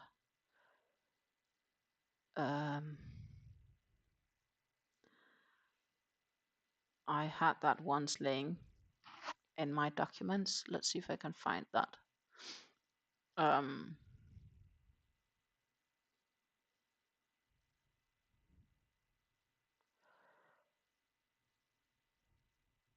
But it is an awful long time ago. Sometime this spring, maybe? You can hear how often I look at my I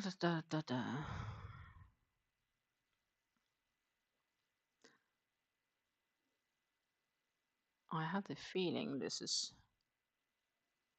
way before then. Can't find it.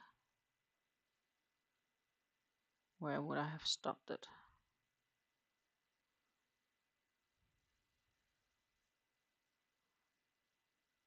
Or I've moved it somewhere else, which is definitely not impossible. But where would I've put it? I made the brim in rows and the round after I attached the brim to itself.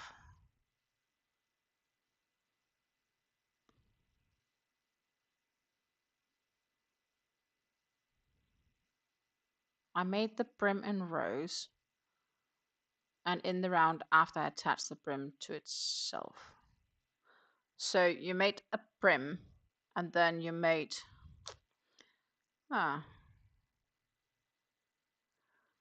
just one moment. Let's try this. So normally I would say brim is what goes out and then that will be the sides.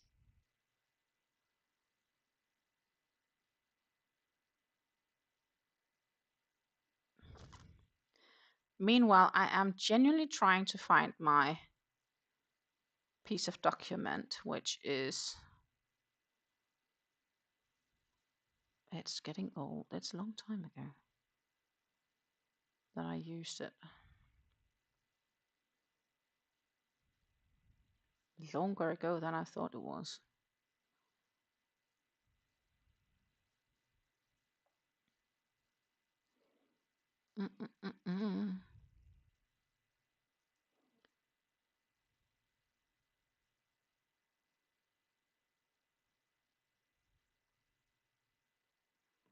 I would say it should be around here. course, I see hats, but it was older than that. Oh, I really should have named it something clever. But it's not in there, so where would I have stuffed it? Maybe in here.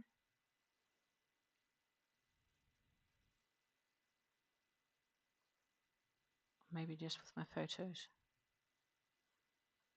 Oh my goodness, that's horrible. Didn't save a copy of this? I should have. I just can't find it.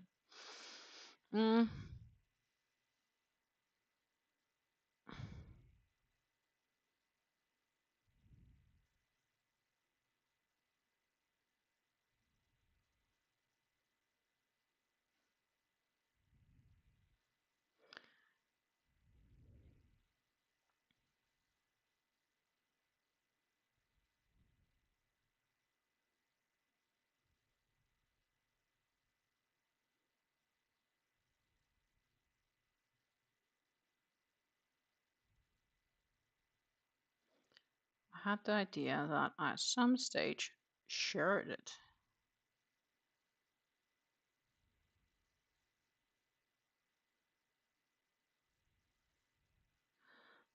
Didn't I?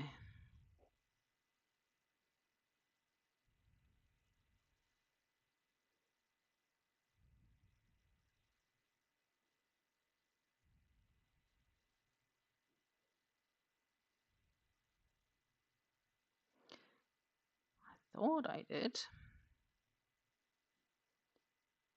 Sorry for being not so social right now, but I'm really trying to find this to help. It says something about height of the sides of the crown. And now I'm just reading back through my messages to find it, basically. If that will ever happen.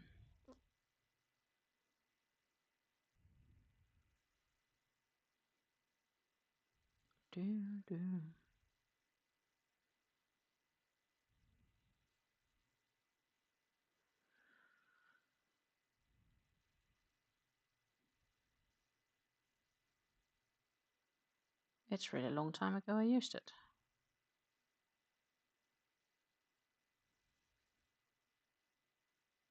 Though I've used it a couple of times this spring, so I don't know why.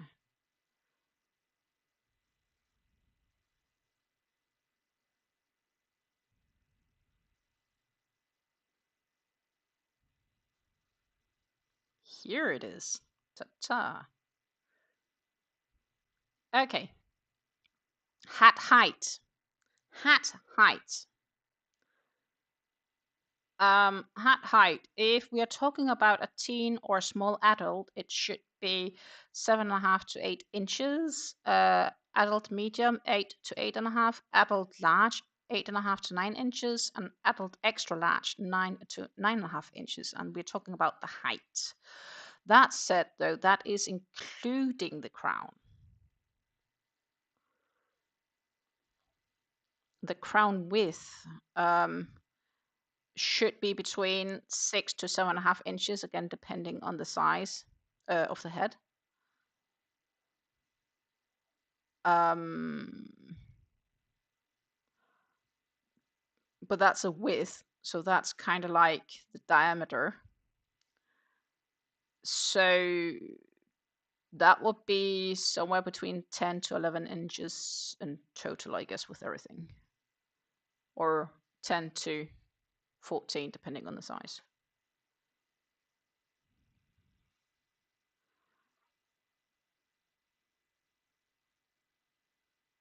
Ah, right.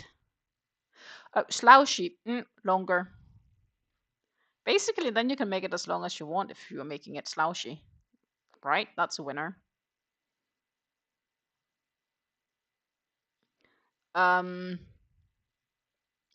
If you do double rib edge, like a rib knit kind of concept, and it's double, like if you fold the brim to give double for your ears, it needs to be like normally 11 to 12 inches is like a normal fit.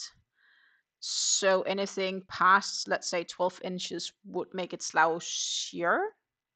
And then it depends on how much slouch you want.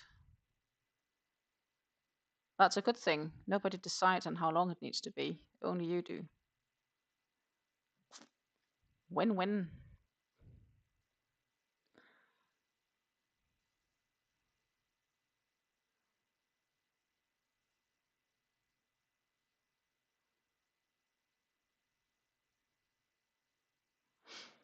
So yeah, I guess depends. Okay, so I am gotten to the chain 4 bit because we are starting on row, I don't know, was this 9, 10, 8, 9, 10? 9. Row number 9.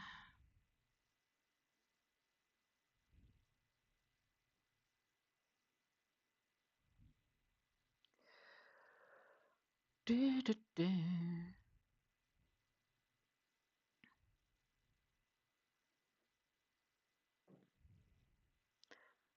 Yep.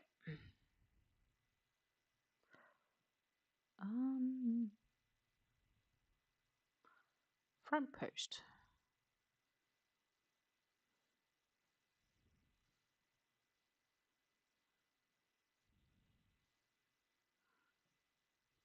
I think these are both front posts. That will make sense.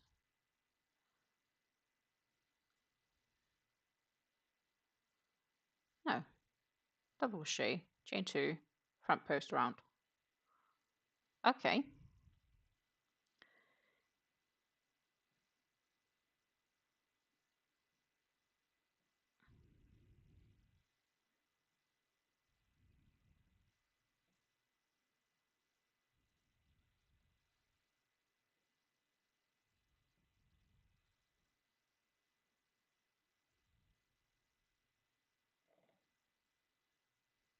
One, two, three.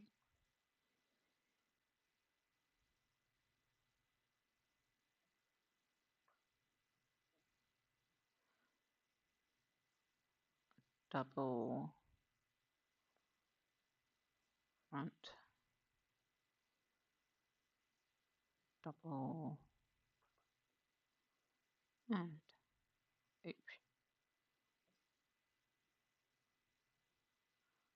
and a front. Cool, that was actually easy. 1, 2, 3.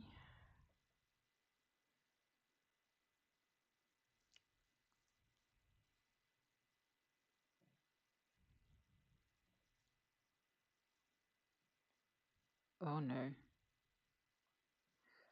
Oh no. Caught.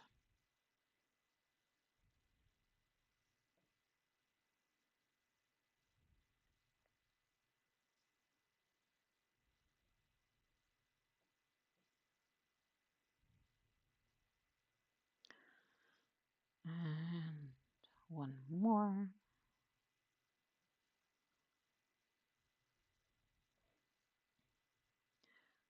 1, 2, and now we're back into a bunch of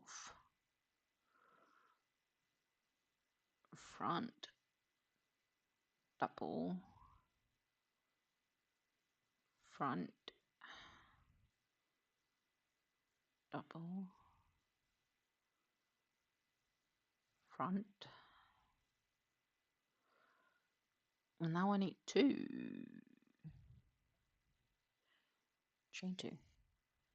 And finish the other side. Okay.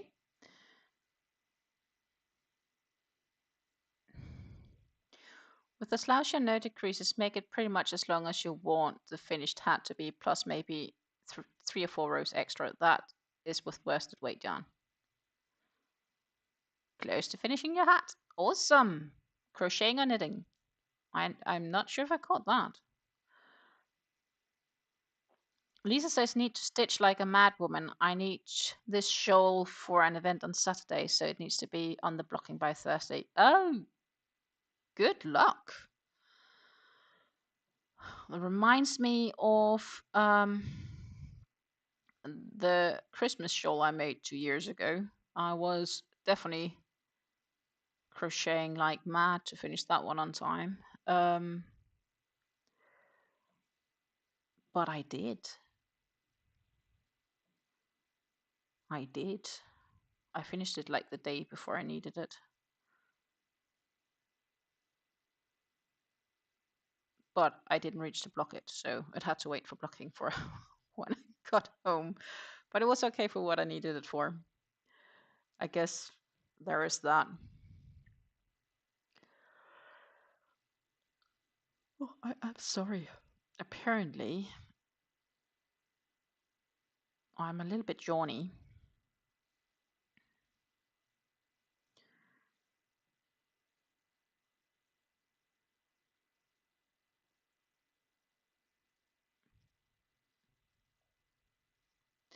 I also did get up a little bit earlier than normal today because my partner had to get up and get away earlier for the dentist.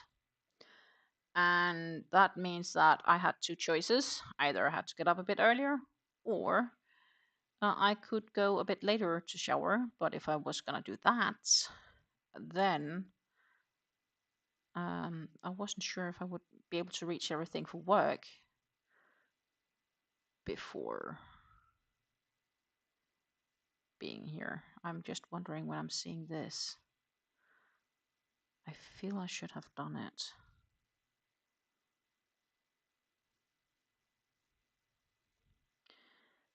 Yeah, I should have gone into those. Bullfrog. Sorry, guys. There is this place where it says you just need to make a double crochet, but I'm quite sure I don't need to do it around the space, because if I do that only, it leaves too much room for movement. So I need to work it into the top here.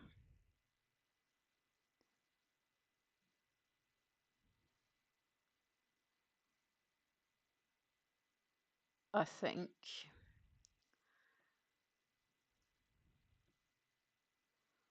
And then that works. Like that. Cool. We are back on the float. 2, 3. I'm sorry about that. More for myself, but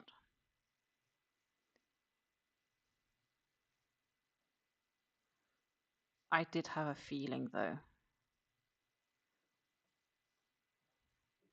So I need to follow my own intentions a bit better. I'm clearly not always doing that, but I guess I'm definitely not the only one. Noby, noby, noby. 1, 2, 3.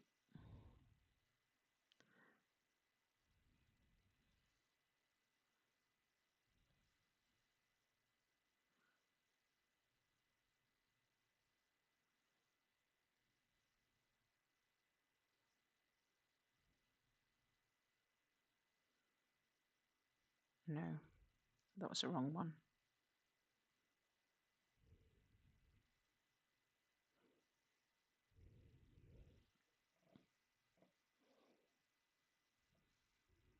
As Lisa says, you're most welcome, Danny. We are here to share the knowledge. That is also one of the reasons I love doing these lives, is because we all help and inspire one another. I tend to inspire people to buy yarn. Sometimes I help people, and sometimes I get help.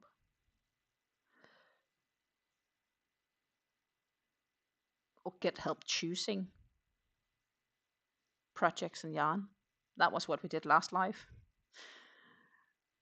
Which shawl am I gonna make next? I need 2.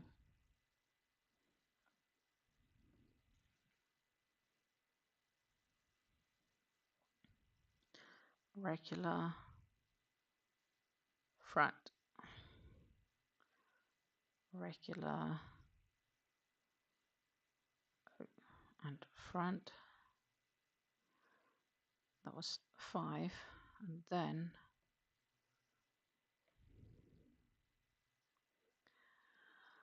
chain 2.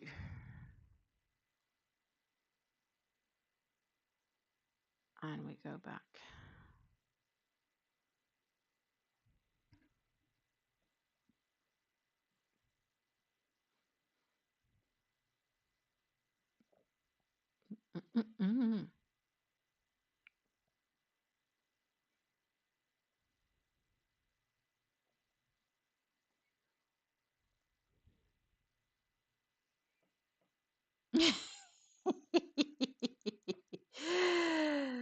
uh,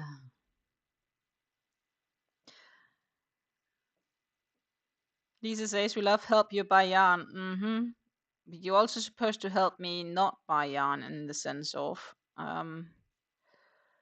I did not get any of that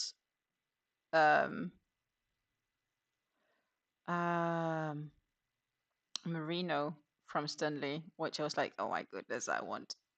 I was a really good girl and I didn't get any. I'm really proud of myself. Mainly because I really need to use up that yarn, right? Last yearling, I made it in 3 days. I can't make it in 3 days. Definitely spent much more time doing other things. My husband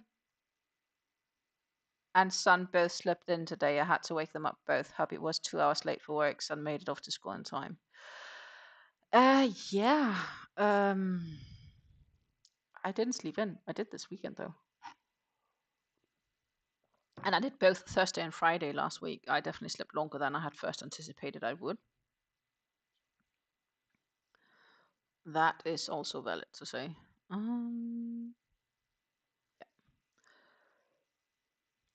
Because knowledge is power. That is so very true, Danny. Knowledge is power.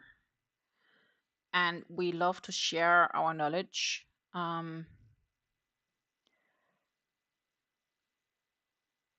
That is something that we all genuinely enjoy doing. And for me, this life also serves a bit like a yarn cafe, if that makes sense. You know, hang out, crochet with your friends.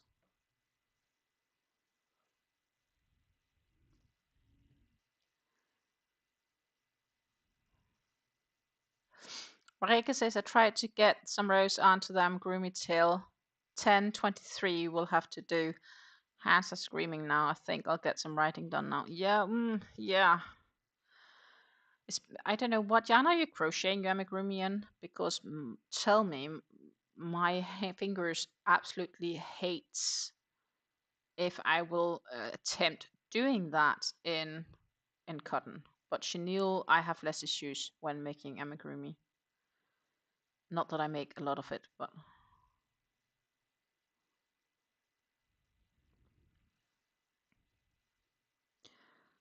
reminds me I still want to make some new unicorns. Well, one for myself at some stage.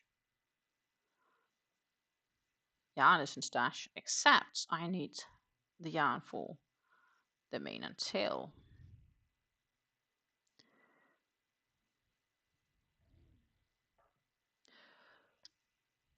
But I could option to do something different for that, I guess. 1, 2, 3.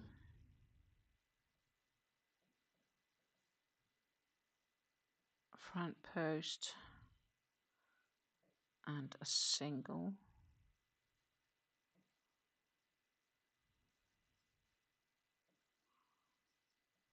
And another front post.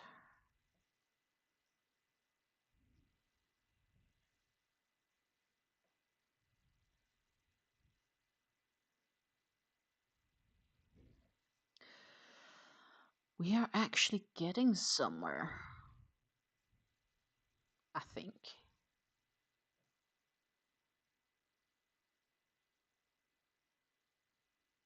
Ooh.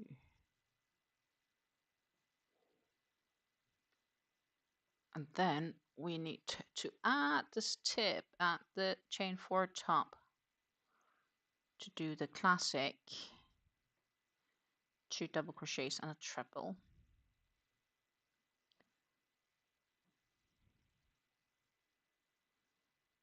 Ta-da. This row I didn't hate as much, Lisa, because there were no funky stitches.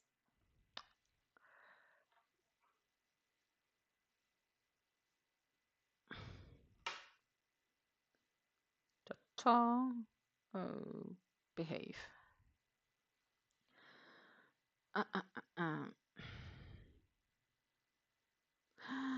Oh,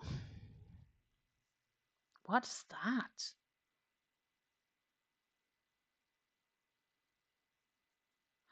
Okay, I need to genuinely read this row.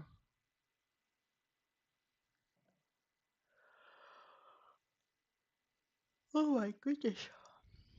That can't be because I was up early. I'm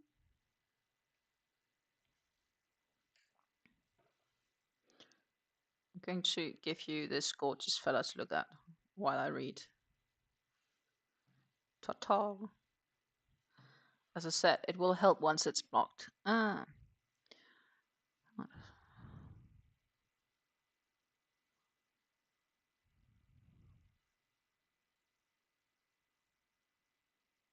Oh my goodness. We do not work in any of the stitches on the corner chain from the row below.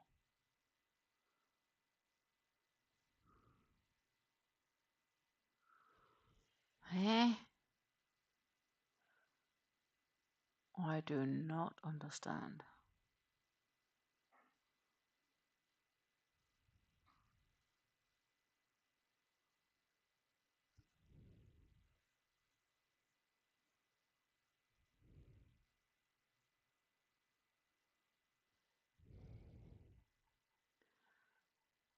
Hmm.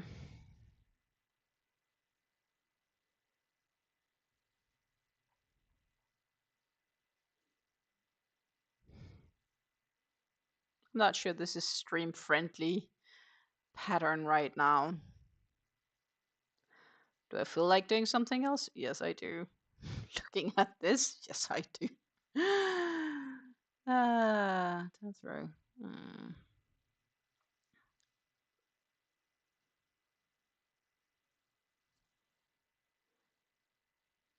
I would say this is definitely something where I probably need to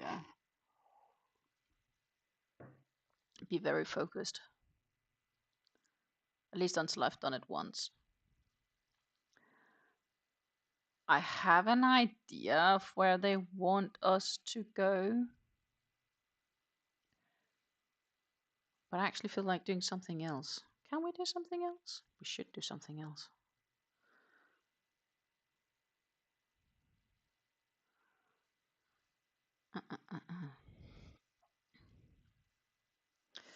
Lisa says I wanted some of those merino cakes badly too, but I didn't get any either. So we were both good girls. We didn't get any. Hallelujah. Me too. Ooh, more coffee. Yep, more coffee. Always good. In my case, more tea. I definitely am behind. Crochet and coffee. This is exactly what it is. Reg is off to make coffee.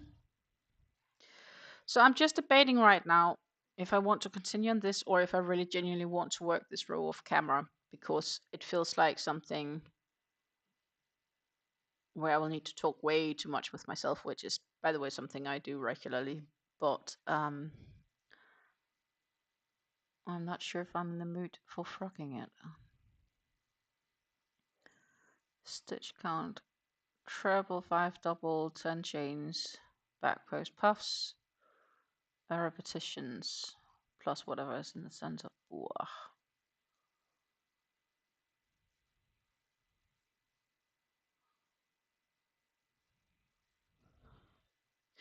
I'm sure I'll be fine. I'm just, my head is spinning. But what I need to do for sure, regardless of what we will do from on here, is I need to have a very short break and I'll be back because I need to use the loo because I have been drinking a bunch of tea today. So I am gonna be right back with you in like 2 minutes, maybe. Our hearts beat to the city streets. We began to feel the fire. We rise like tall buildings as the chemicals, they take us higher. The night's young and it's just begun as she puts her hand in mine. We wanna chase the night, wanna dance to the light, pull stars from the sky, just two hearts running wild. Never sleep, never stop, as we shout from the top. We're gonna be two hearts running wild.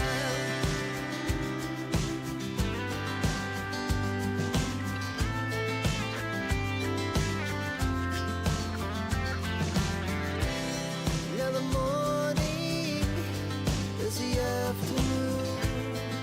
We lay awake in bed. The laughs so loud as the hours pass. We're gonna do it all again.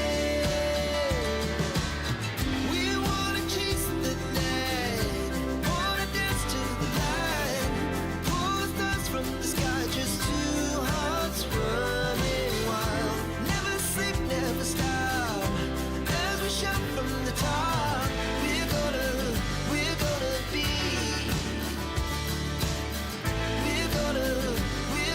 be two hearts running wild.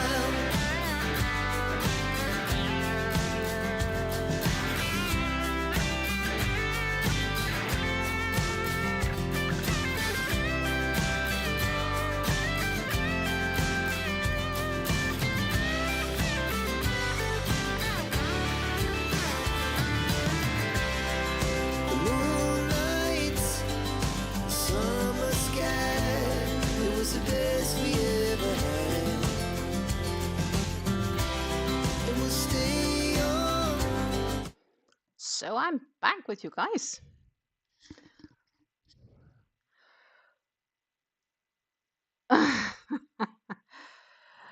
Lisa says I found the first repeat needed a lot of attention. So I'm just debating if I really should put this off for, because I can see this row, next row will require lots of brain power from me, which is fine. I'm sure. And she did write it was not the beginner's pattern. So what I am probably gonna do is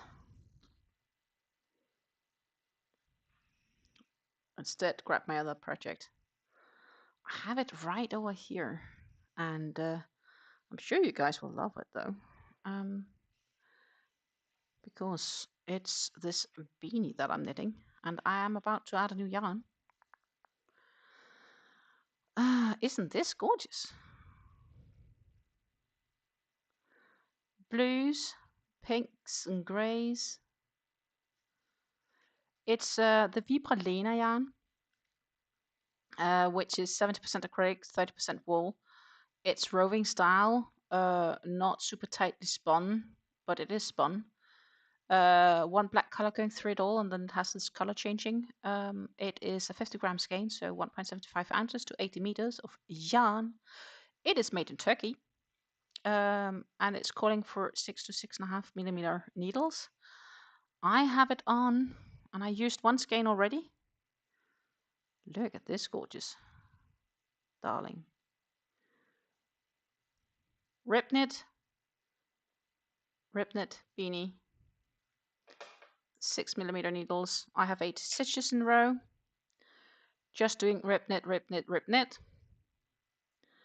And this is one skein. This is how much one skein gets you. And that is about 2/3 done. So I'm thinking we could continue knitting on this for the last bit of the live and see how far I get, because I'd love to have this one finished. Optional is that I go over there and I grab the bucket hat that I didn't actually do anything with since last week's live. I shall admit, I did not knit or crochet a lot Thursday and Friday last week. Lisa says, I think Red Seaport is releasing her new pattern sometime this week. We shall see, but I won't start on it instantly. I have a few patterns of hers I haven't finished yet or done yet. And I don't have the same access to her patterns as I used to have because I got all of her patterns via the Hobby Plus subscription. And now I have to pay straight away for them, which I'm fine with. Then I just want to make the patterns that I already have, which I haven't made yet. So it has to be postponed. Yeah, it's super gorgeous. And I think this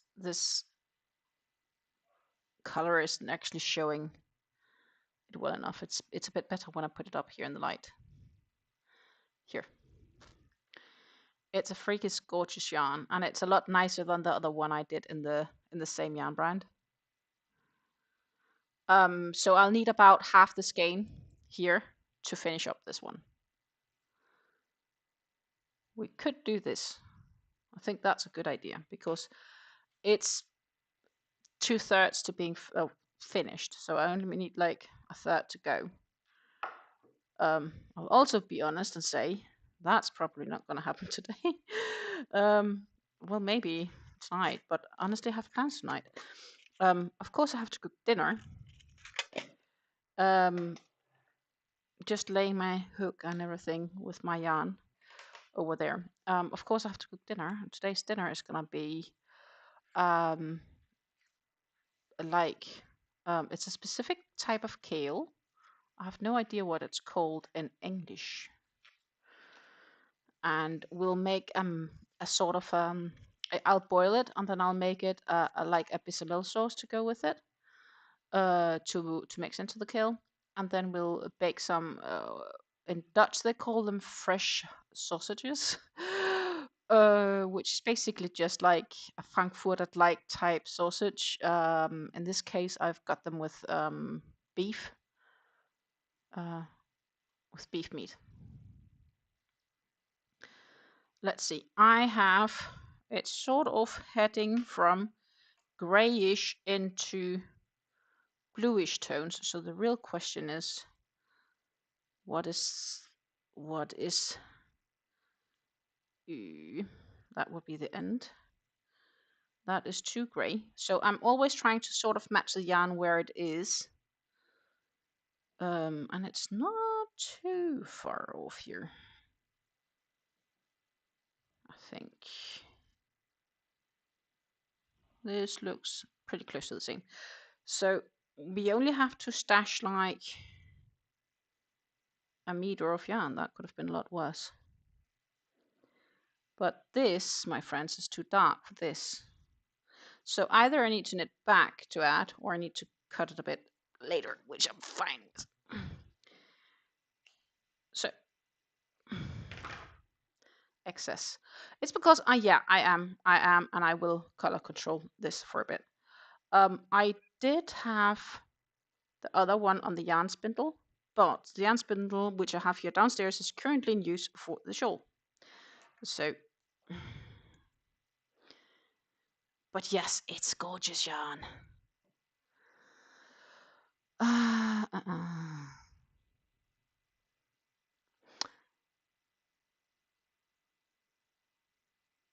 Lisa says, so this winter it sounds like we may be splitting our time between Mexico and Spain. Ever been to Barcelona? Yes, I've been to Barcelona. I've been to Spain multiple times, actually.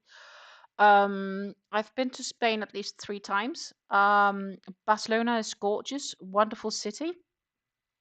Also quite touristic. But there's some great views in Barcelona. Definitely worth a week or two, just to see things and do it on your own convenience. Lovely food. Great city. But I can also, if you want to do something less obvious, maybe, I would recommend visiting Granada in Spain, and go to the Alhambra. which is like a very lovely garden on top of a hill, and a few other things. Rika says, love that yarn. Me too. It's gorgeous. I actually now here in hindsight wish that I had way more of this. I only have these 2 skeins and there isn't like enough for a sweater or something like that. I wish there would have been enough for a sweater because I would so most definitely have made a sweater if I had known this, or commissioned my mom to make one for me. That's not going to happen. But yeah, for Lisa's, I warmly recommend Granada as a place as well to visit. That's more in the center of Spain, so that can be rather warm in the summer. Like that's like going to Texas kind of ish. But in the winter, it's probably like still 20-ish degrees, 15, 20-ish degrees. But it's a bit more inland, so maybe cooled off a bit. But a warm recommender. And of course, Barcelona is next to the ocean and sea, so that's gorgeous too. Just generally the Spanish peninsula. I've been to Lisbon as well. Absolutely gorgeous. Oh my goodness.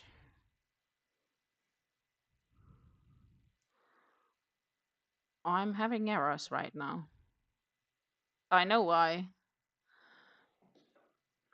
My network decided to unplug. And that means my wireless isn't as quick as my cable network, so I replugged my network.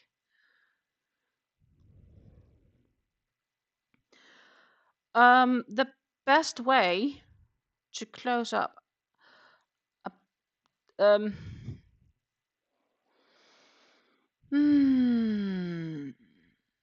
I've never done it in crochet, to be honest. I've always done crochet top down. Here with a red nip beanie, I'll just decrease every so often for the last 4 rows.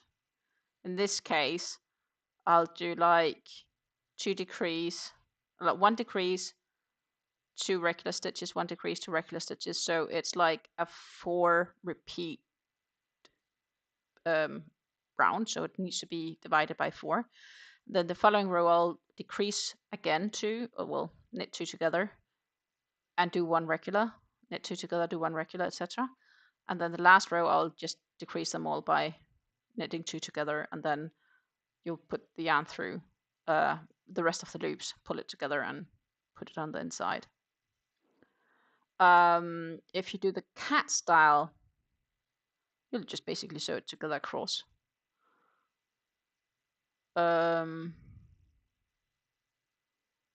So there's many ways to close down a bottom-up hat. Or just cut a long end and weave it in and out all of the stitches and pull it tight, also an option. Which you could also do with a crocheted hat. Definitely. In February, you're heading off to Barcelona. As I said, it's a warm recommendation. Let's see where I am.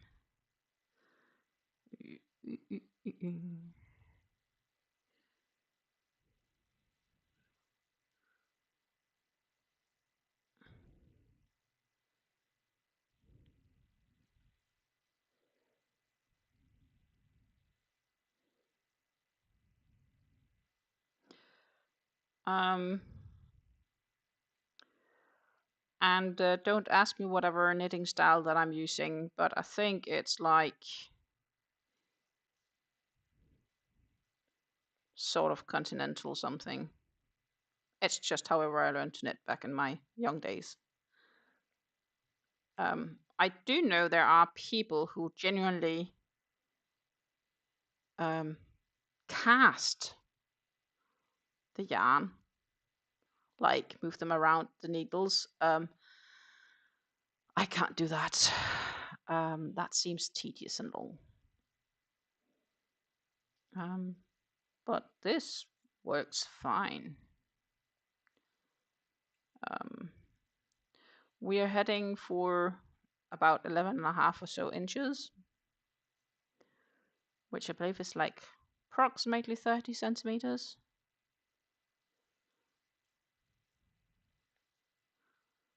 And then we'll close off, and I should have about half left of the skein, which is laying over here. I put it a bit closer so you guys can see the gorgeous colors of it, because it is gorgeous.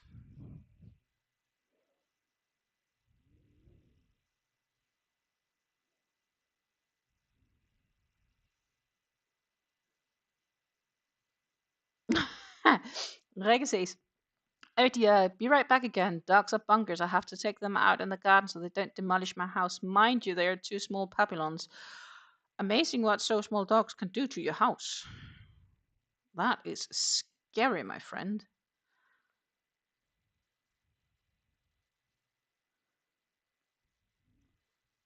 I have moments where I'm like, oh, that could be so nice to have a doggy. And then I have moments where I'm like, nope, it's definitely not fitting into my lifestyle at all. Um,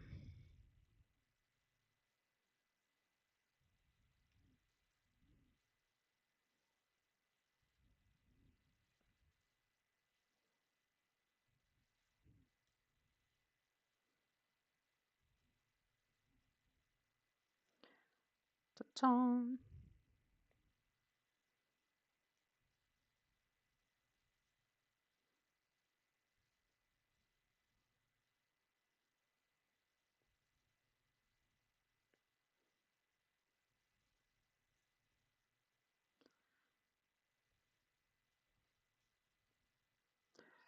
But so far, this is going nice.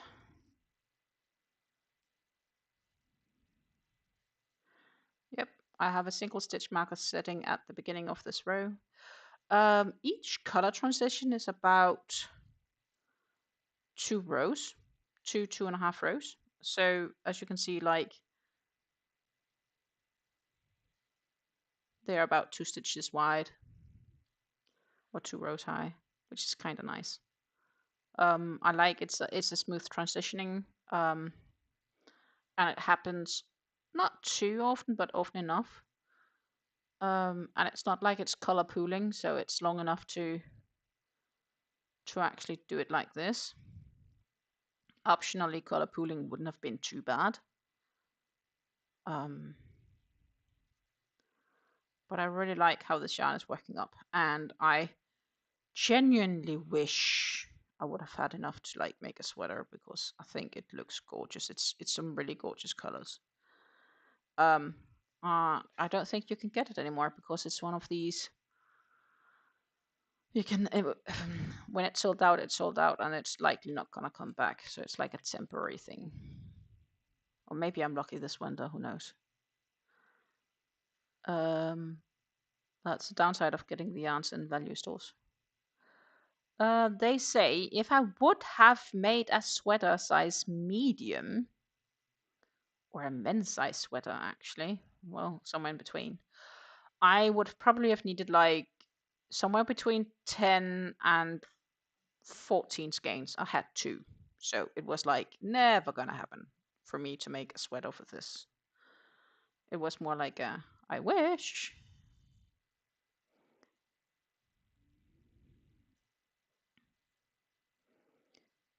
But it wasn't gonna happen. And I knew that. Also, when I bought the yarn, which I actually bought this spring, there wasn't enough either in the stores, enough skeins to um,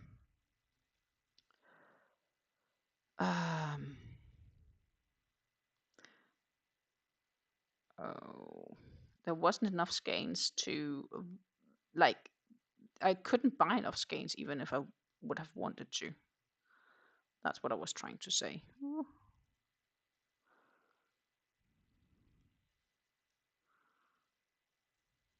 There we go. Just where I changed yarn is a little bit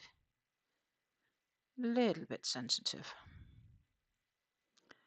But yeah, I'm fine with the fact that it's not gonna be.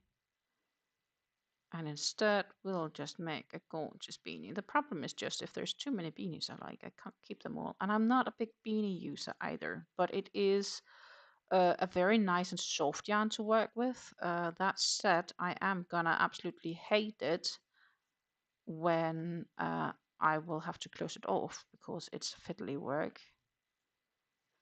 And the same for the cast on. The first 1 or 2 rows, it's fiddly and difficult to see your stitches and so on because it is this rowing style yarn.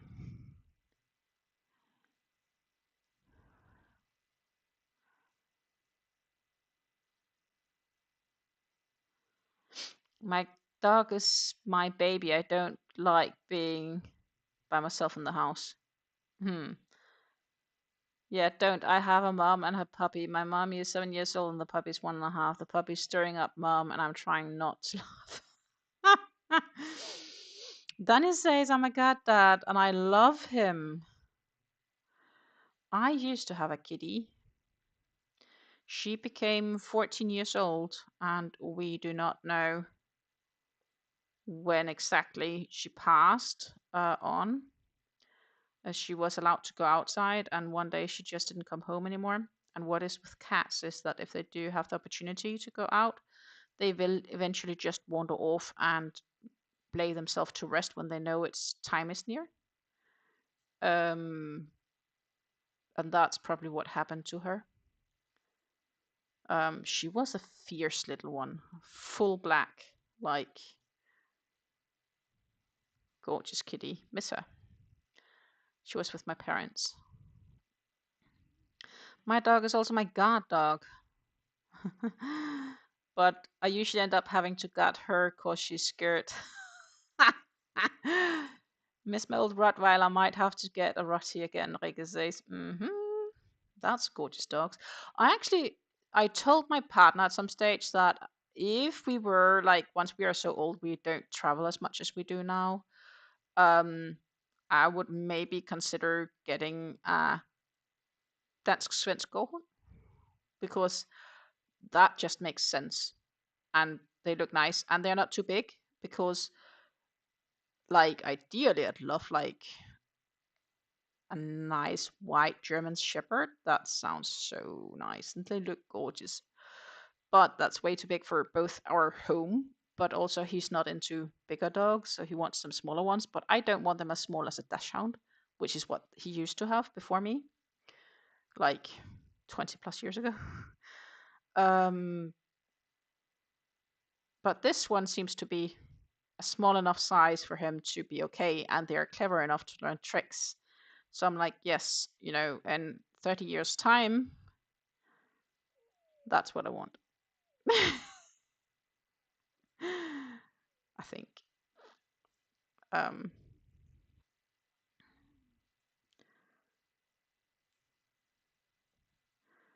And he's open for it, which is a positive thing. Lisa says she thinks she's a lap dog. She's a Great Dane Mastiff. That is a bit big to have on your lap for sure. And she also used to have a Ruddy. Danny is like I used to really like a kind of yarn from Red Heart, but I bought it recently. The colors were so bright. Oh, that happens. So that's the thing. If this comes back, I don't know if it's the same colorways and how many they have, but I don't think I at any time saw the possibility of the amount of yarns I had in the store to get 6 of these, 12 of these or more to actually attempt knitting a sweater. So, yeah, that's just not going to happen. And that is why, and I also, when I bought the yarn, I knew there wasn't enough to make a sweater. So I was like, yeah, I'll get the yarn to make beanies because I really like the yarn. I would like to try work with it. And now I have. So if it comes back in the stores, I can option for maybe a sweater, maybe not. My Roddy was convinced she was a small Papillon at 3.6 kilos. My puppy know that she's a big dog at 32. Roddy weighed 36 and puppy 3.2. Yeah. That's usually how it goes.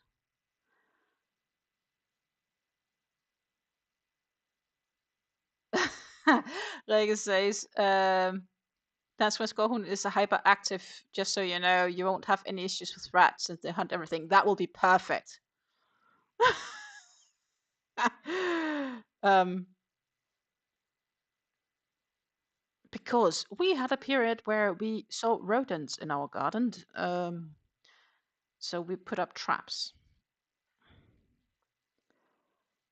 But yeah, as I said, that's for in a long time from now, and definitely not anytime soon, because we travel too much, or we are too often gone from home, and I don't want to constantly have to ask somebody to take care of my dog, nor do I want to send it to a dog hotel all the time. And that is the main reason for not choosing to have a dog at the moment.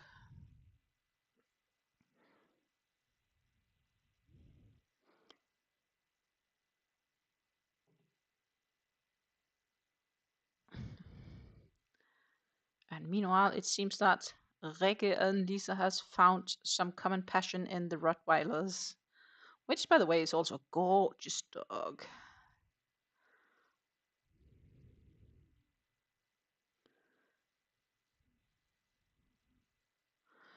You could also convince me to do like a Weimaraner or a Whistler at any time because they look gorgeous.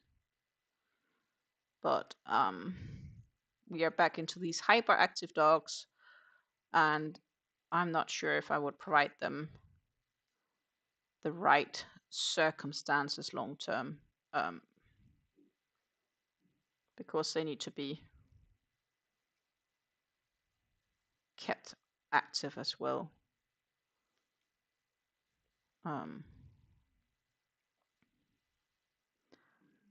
And as I said, we just do tend to travel a lot. I definitely do these days. And I don't foresee it changing a lot soon. So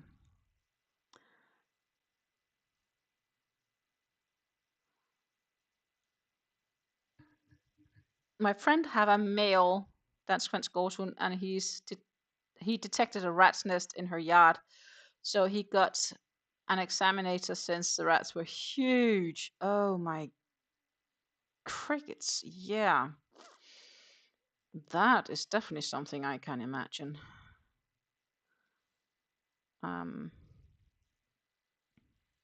We will probably have to check with the neighbors to what extent the fence is fully close to their side if we would ever get one.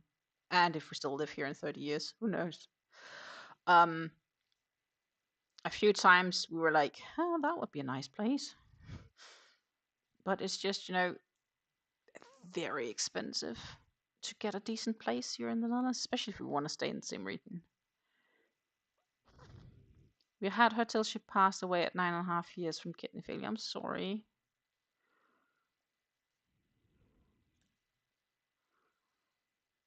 It's always difficult to say goodbye to your loved ones.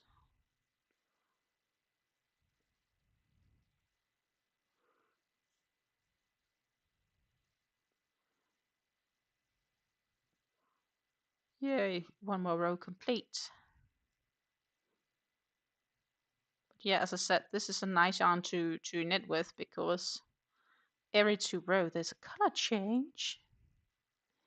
And we are heading up into the pinks now. Look, pinks are coming closer.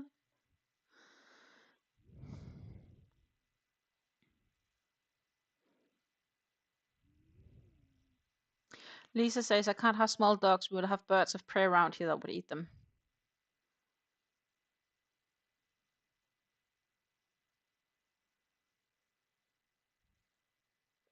But yeah, it's always hard when our beloved pets get sick and to some extent die of old age, but still, like 11.5 years old for Rottweilers, a pretty nice age, right? So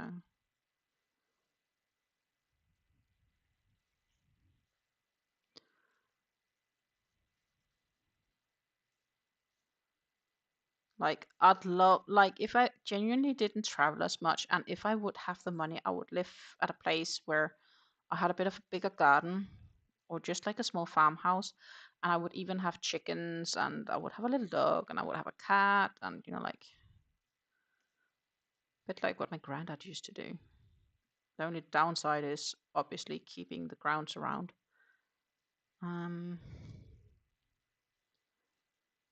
But back then it made so much sense. But that was also before the world of bills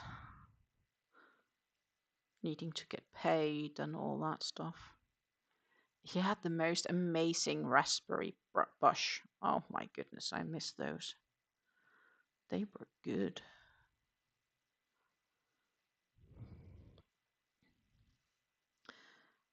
Lisa Stain is currently 7.5 years old and a puppy. Always nice when they do act like puppies.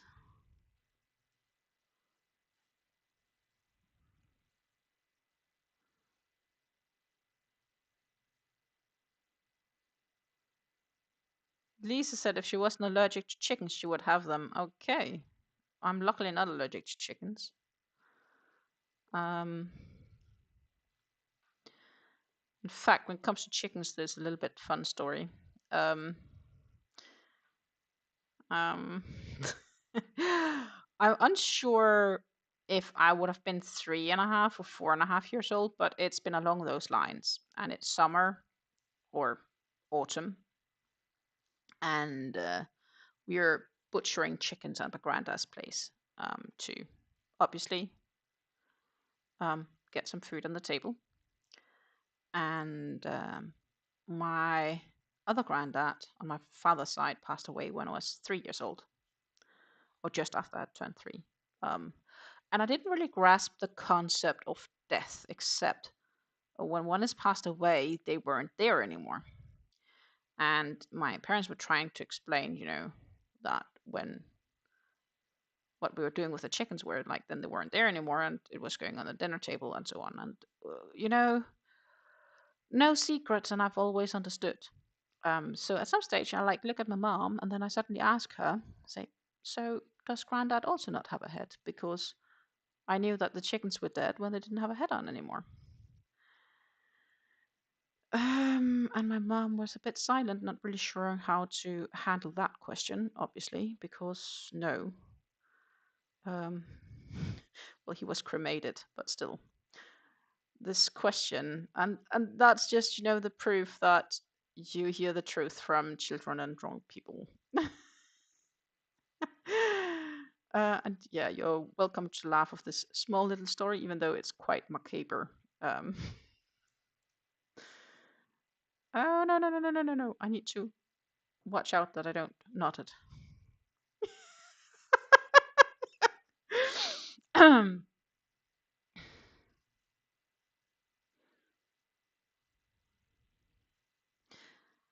Lisa says I'm allergic to the dander in the feathers. I'm sorry. That really sucks.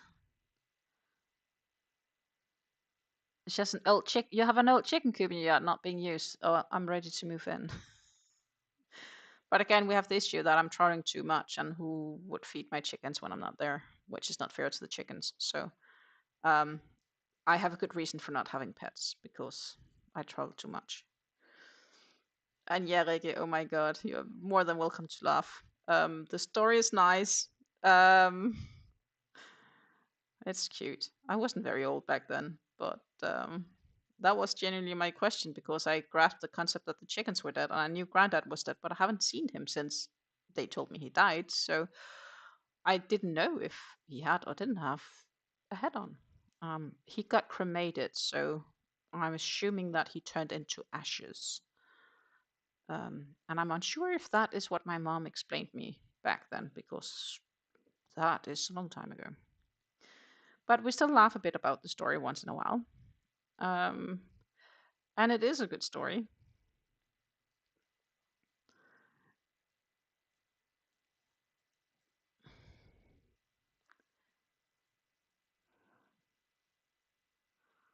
My yard is almost a hectare. Nice. Reiki, yes, it's a quite sweet story, and also a bit dark, macabre at the same time. At the same time, I've always known where the food came from. As I grew older, I tended to give the chickens names.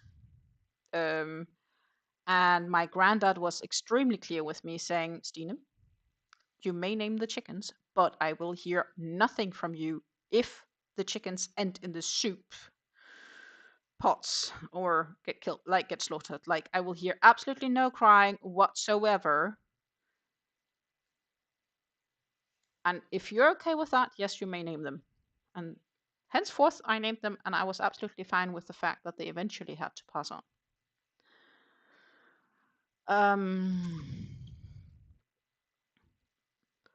He also had ducks, I remember.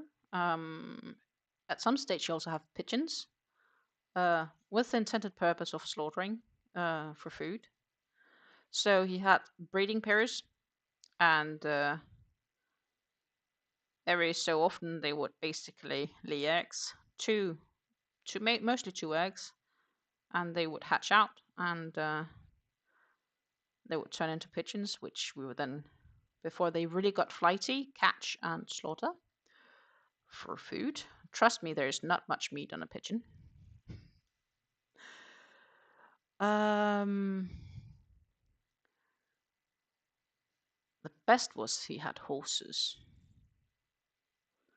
So I got to ride at my granddad's place. I have many good memories from there. And I sometimes wish we could turn back time 25 years or so, just to relive some of it.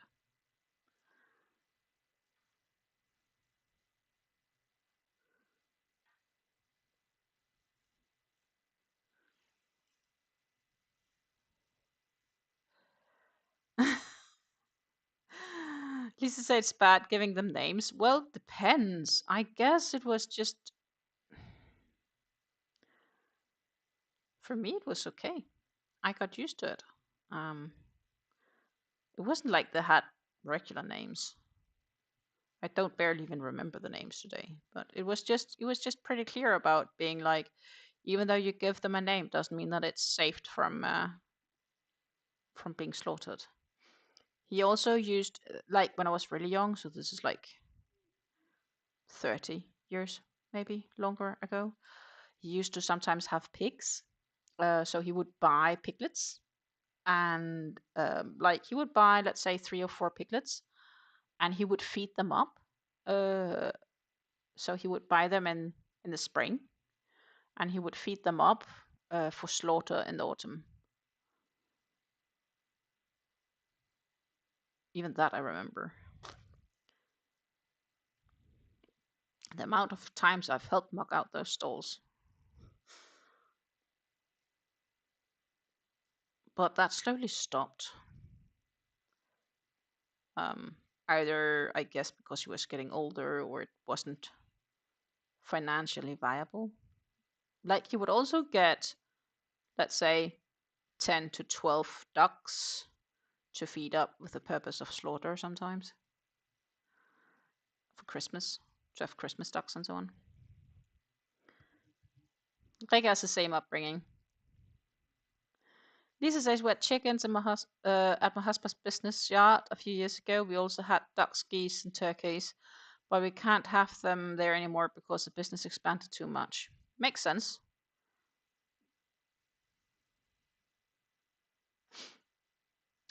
As well as Lisa's kids knows where the food comes from, they would buy whole pigs and slaughter them too. I think it's good to know where it's from. You know, instead of saying, where's the eggs coming from? Oh, they're coming from the grocery store, right? I genuinely like these sort of farmsteads, smaller homesteads kind of concept. And that's also what Grandad had. It was just a small homestead. Enough to supply a family, but not enough to make money from, so to say.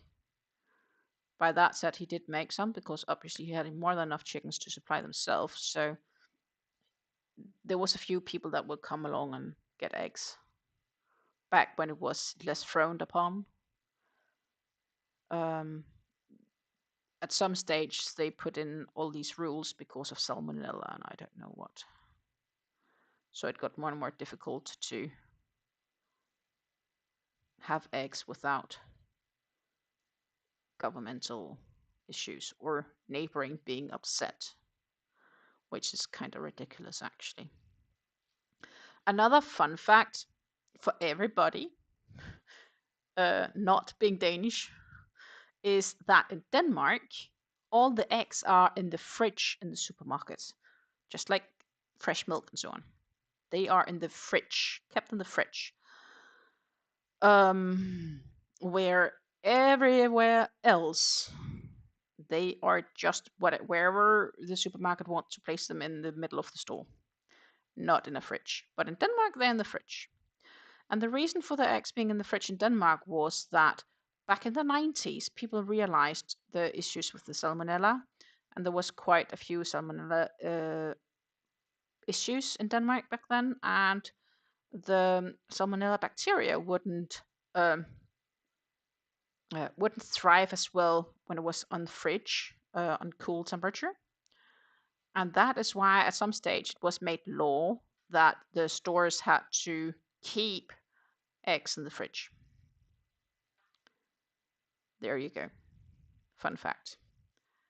Everywhere else, Germany, the Netherlands, other countries, eggs are just standing in the aisle of the supermarket wherever the supermarket see fit. But in Denmark, they have to be in the fridge.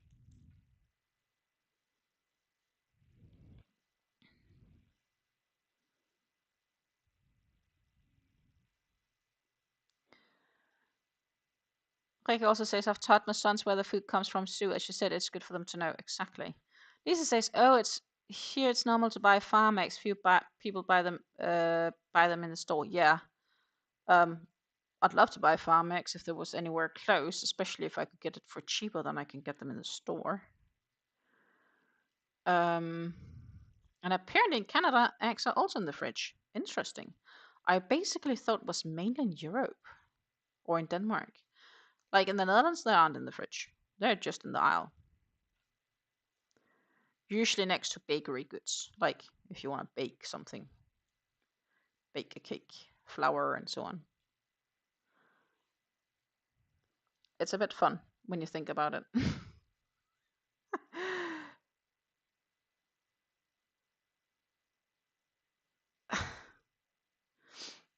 Vega says, oh dear, and Sweden was very harsh in not buying meat or eggs from Denmark from that point, even though there were quite a few outbreaks of salmonella in Sweden too.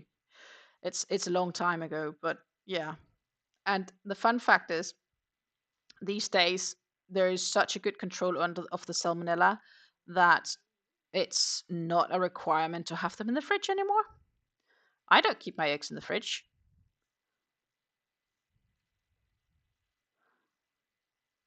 But somehow my parents still do. Well, I guess for them it makes sense. I guess it's also a bit related. If you pick them up and buy them in the fridge, it's most logic you put them back into the fridge. But mine is just, yeah, not in the fridge. I did in the beginning, not anymore.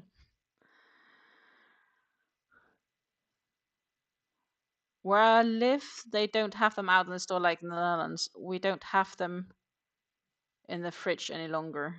Okay. There you see. So Sweden is also gone away from the fridge concept. It would actually help making eggs cheaper in Denmark not to have them in the fridge, I think, because the stores would have to pay less for the cooling costs.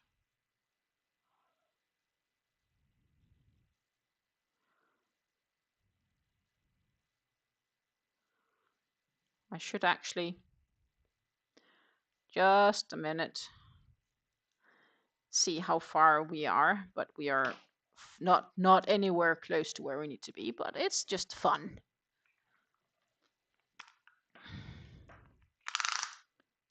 Yay. We are at 8.5 inches for those curious, so still a bit to go.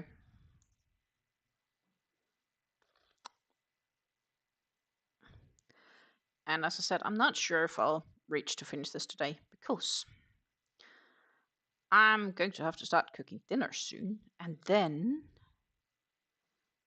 I should be fanatic and go to the fitness center. I was a good girl the last few times I was there.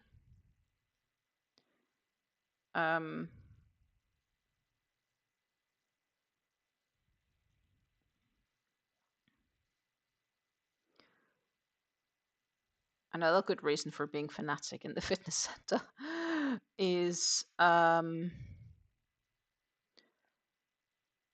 know, I get my money's worth for what I've been paying for it. And then tonight, when I'm home, I'm usually watching something with my partner, which I could theoretically knit with if I wanted to, but I tend to look too much down on my knitting work and I may want to pay attention. So it could be that I'm just going to be okay.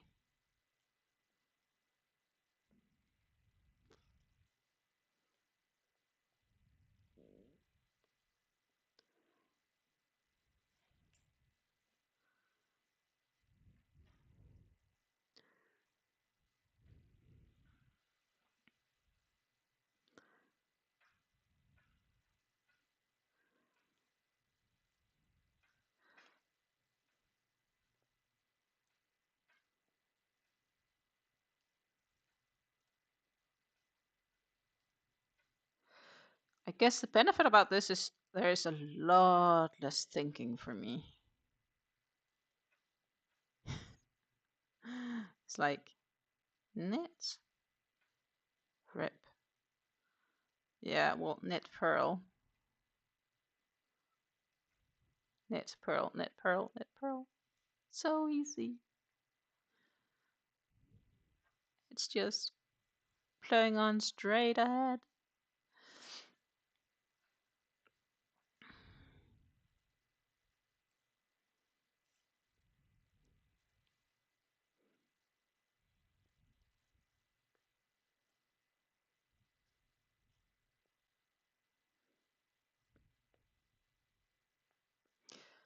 Dude.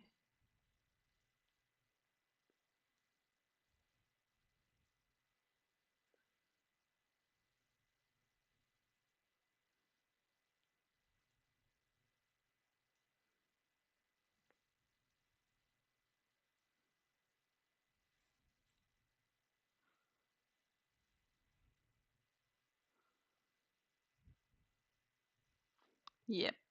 Don't forget to drink.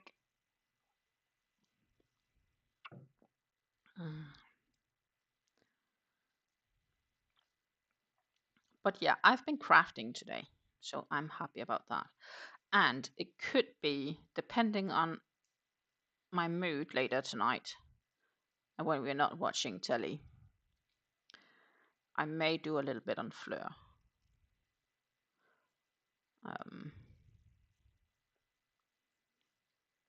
Unless I decide focusing on this one because it would be cool to get it finished.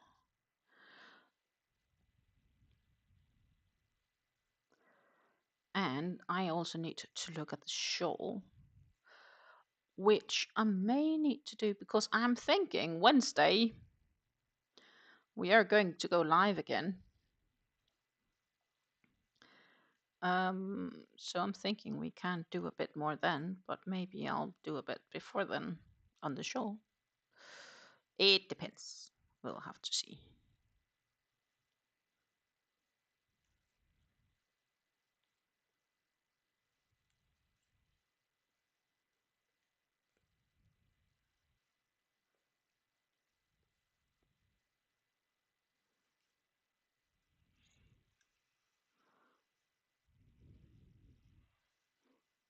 Holy crap! Lisa says I knit my son a beanie last week. You won't take it off and it's 25 degrees outside. It's pure wool and hot. Oh my goodness. Rega says, okay, frogging time. I have been too ambitious and chosen the wrong stitch for the fox fur yarn for the blanket I want. I am sorry to hear that. I genuinely am. At some stage, I was debating if I should attempt doing a beanie in like in chenille yarns, like in a thinner chenille. Boom, boom.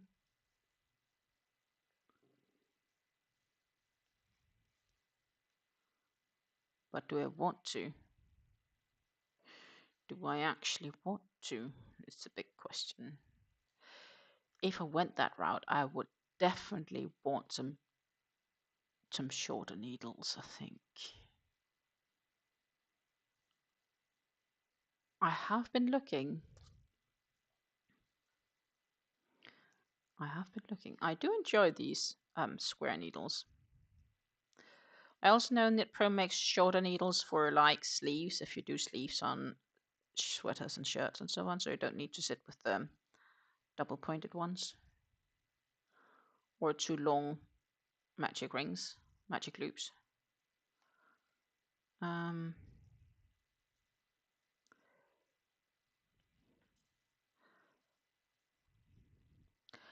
And I still have that sweat I'd love, or sweat out. It's a t-shirt that I would like to knit to myself, but it's way too complicated for me. But maybe at some stage I should just jump into it and try and knit myself something which isn't a beanie. Well, I did once do scarves, like a kid scarf kind of ish thing.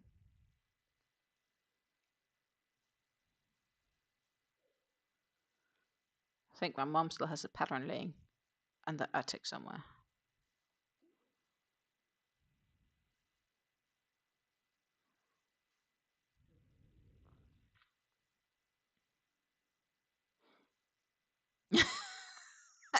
Like it says, don't be sorry, I'm saving yarn. Don't be sorry. Well, that's true. That is true.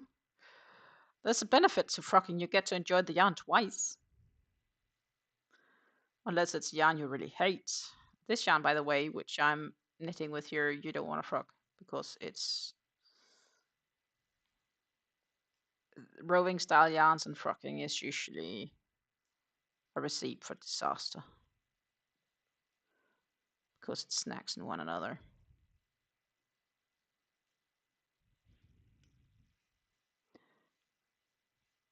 Lisa says she prefers double pointed needles over short circulars, but it's a personal preference. I have the double pointed ones, which I'm going to finish off these with. They are just over there.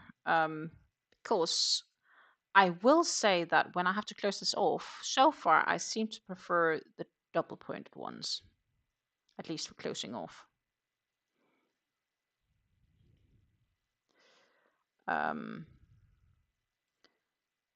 But I'm not so sure I would want to knit the full hat on double pointed needles only. I think I'd go a bit nuts.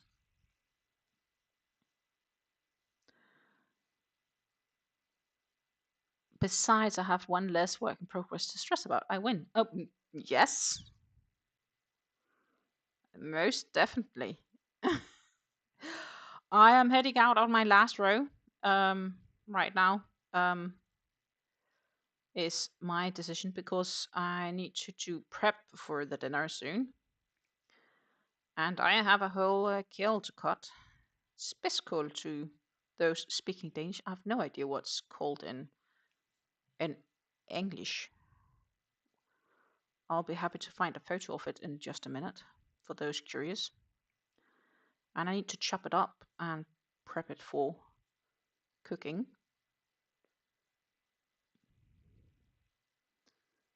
But as I said, I'm just gonna finish this row before doing that.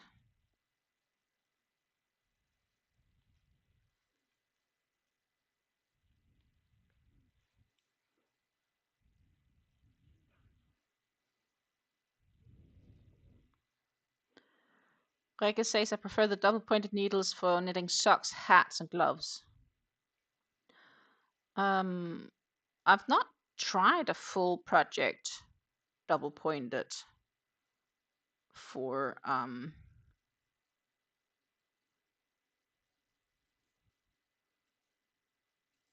hats. Maybe it's because these are, it's a short circular one and it's big enough for me to have enough leeway. That said, instantly as I need to start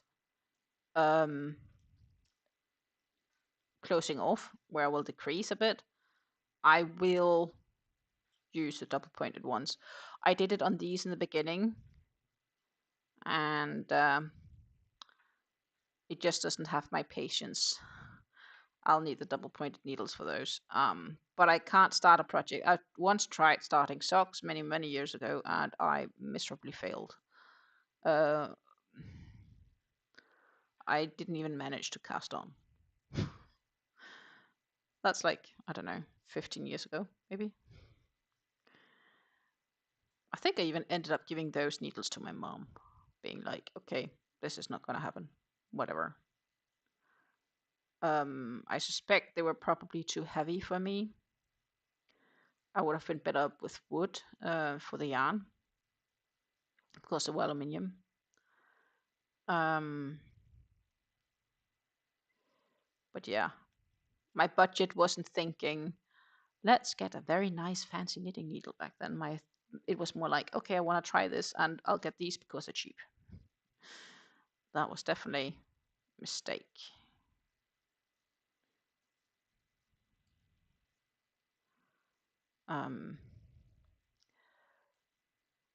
And this seems to be working pretty okay for what I'm doing. Almost all the way around here.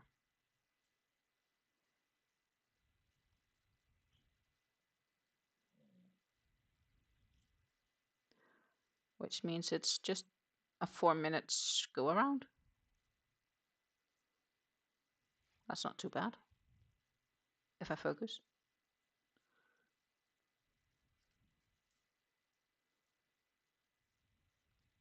I'm proud. Just do 2 more stitches because then my stitch marker keeps in place. Plus I know that I start with a regular knit and not a purl. Ta-ta! We got like this much made, maybe, ish. Well, we started by adding new yarn, and that is here. This is where we added the new yarn. So we got this much made, which is like 1, 2, 3, 4, 5, 6, 7, 8, 9 rows. Yay!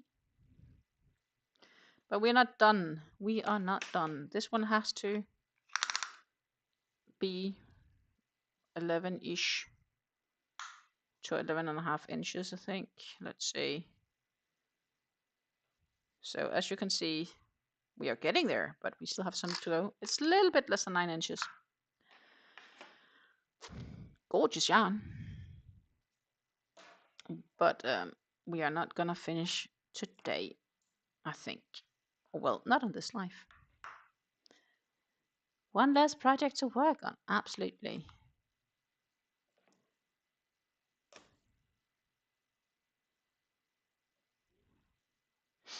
Like I says, I would put stitch stoppers on the end of the pointed beginning until you're comfortable using the double pointed needles.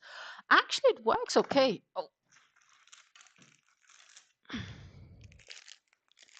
Like I have these, which is the ones I'm gonna use soon. These are 6.5 millimeters, and I use these for closing off the other one, which you could see in the yarn talk I had Friday. Bamboo, so they're nice and light, and actually that worked pretty well for me. And the other one, the triple stranded chunky one, I used also. I have more of these, so I bought a whole set of these. I think 10 different sizes or something like that.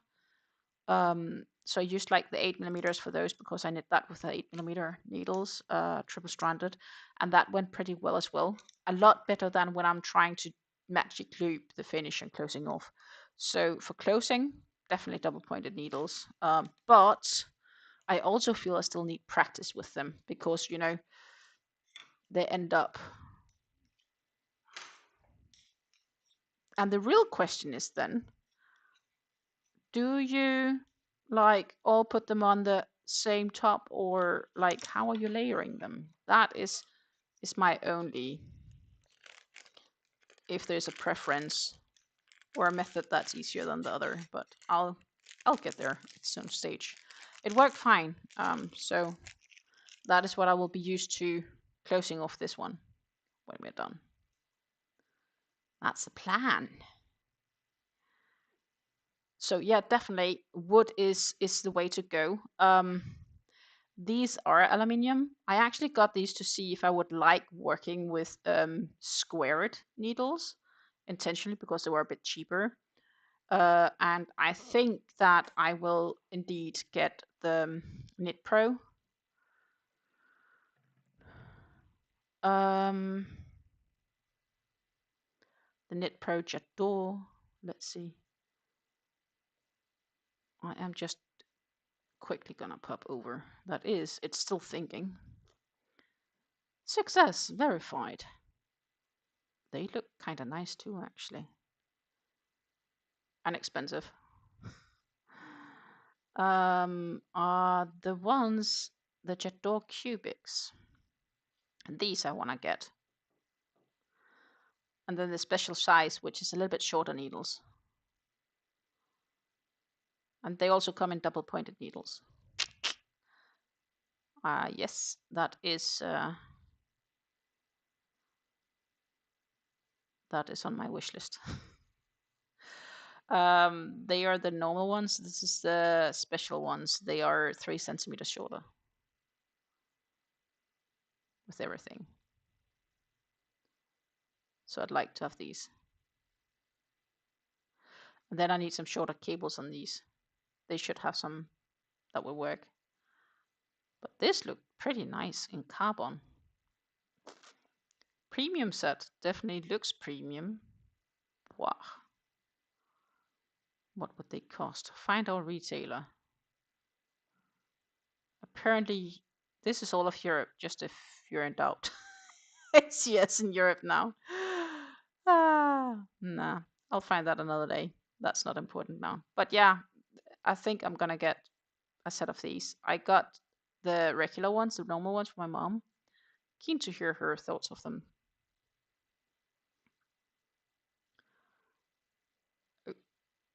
Not what I wanted to do. Anyhow, we are gonna jump over here.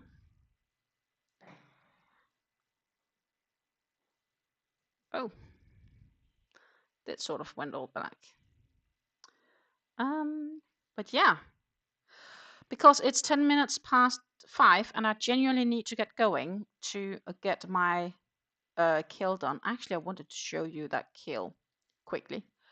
And I really don't know what it's called in any other language than Danish and Dutch. So I'm just gonna quickly jump over that. Here you go. Spiskål. I don't know what the scale is called in any other language than Danish and Dutch. But maybe do we have like a Wikipedia? Like, do we have like a Latin name? Because then we can maybe get the English name.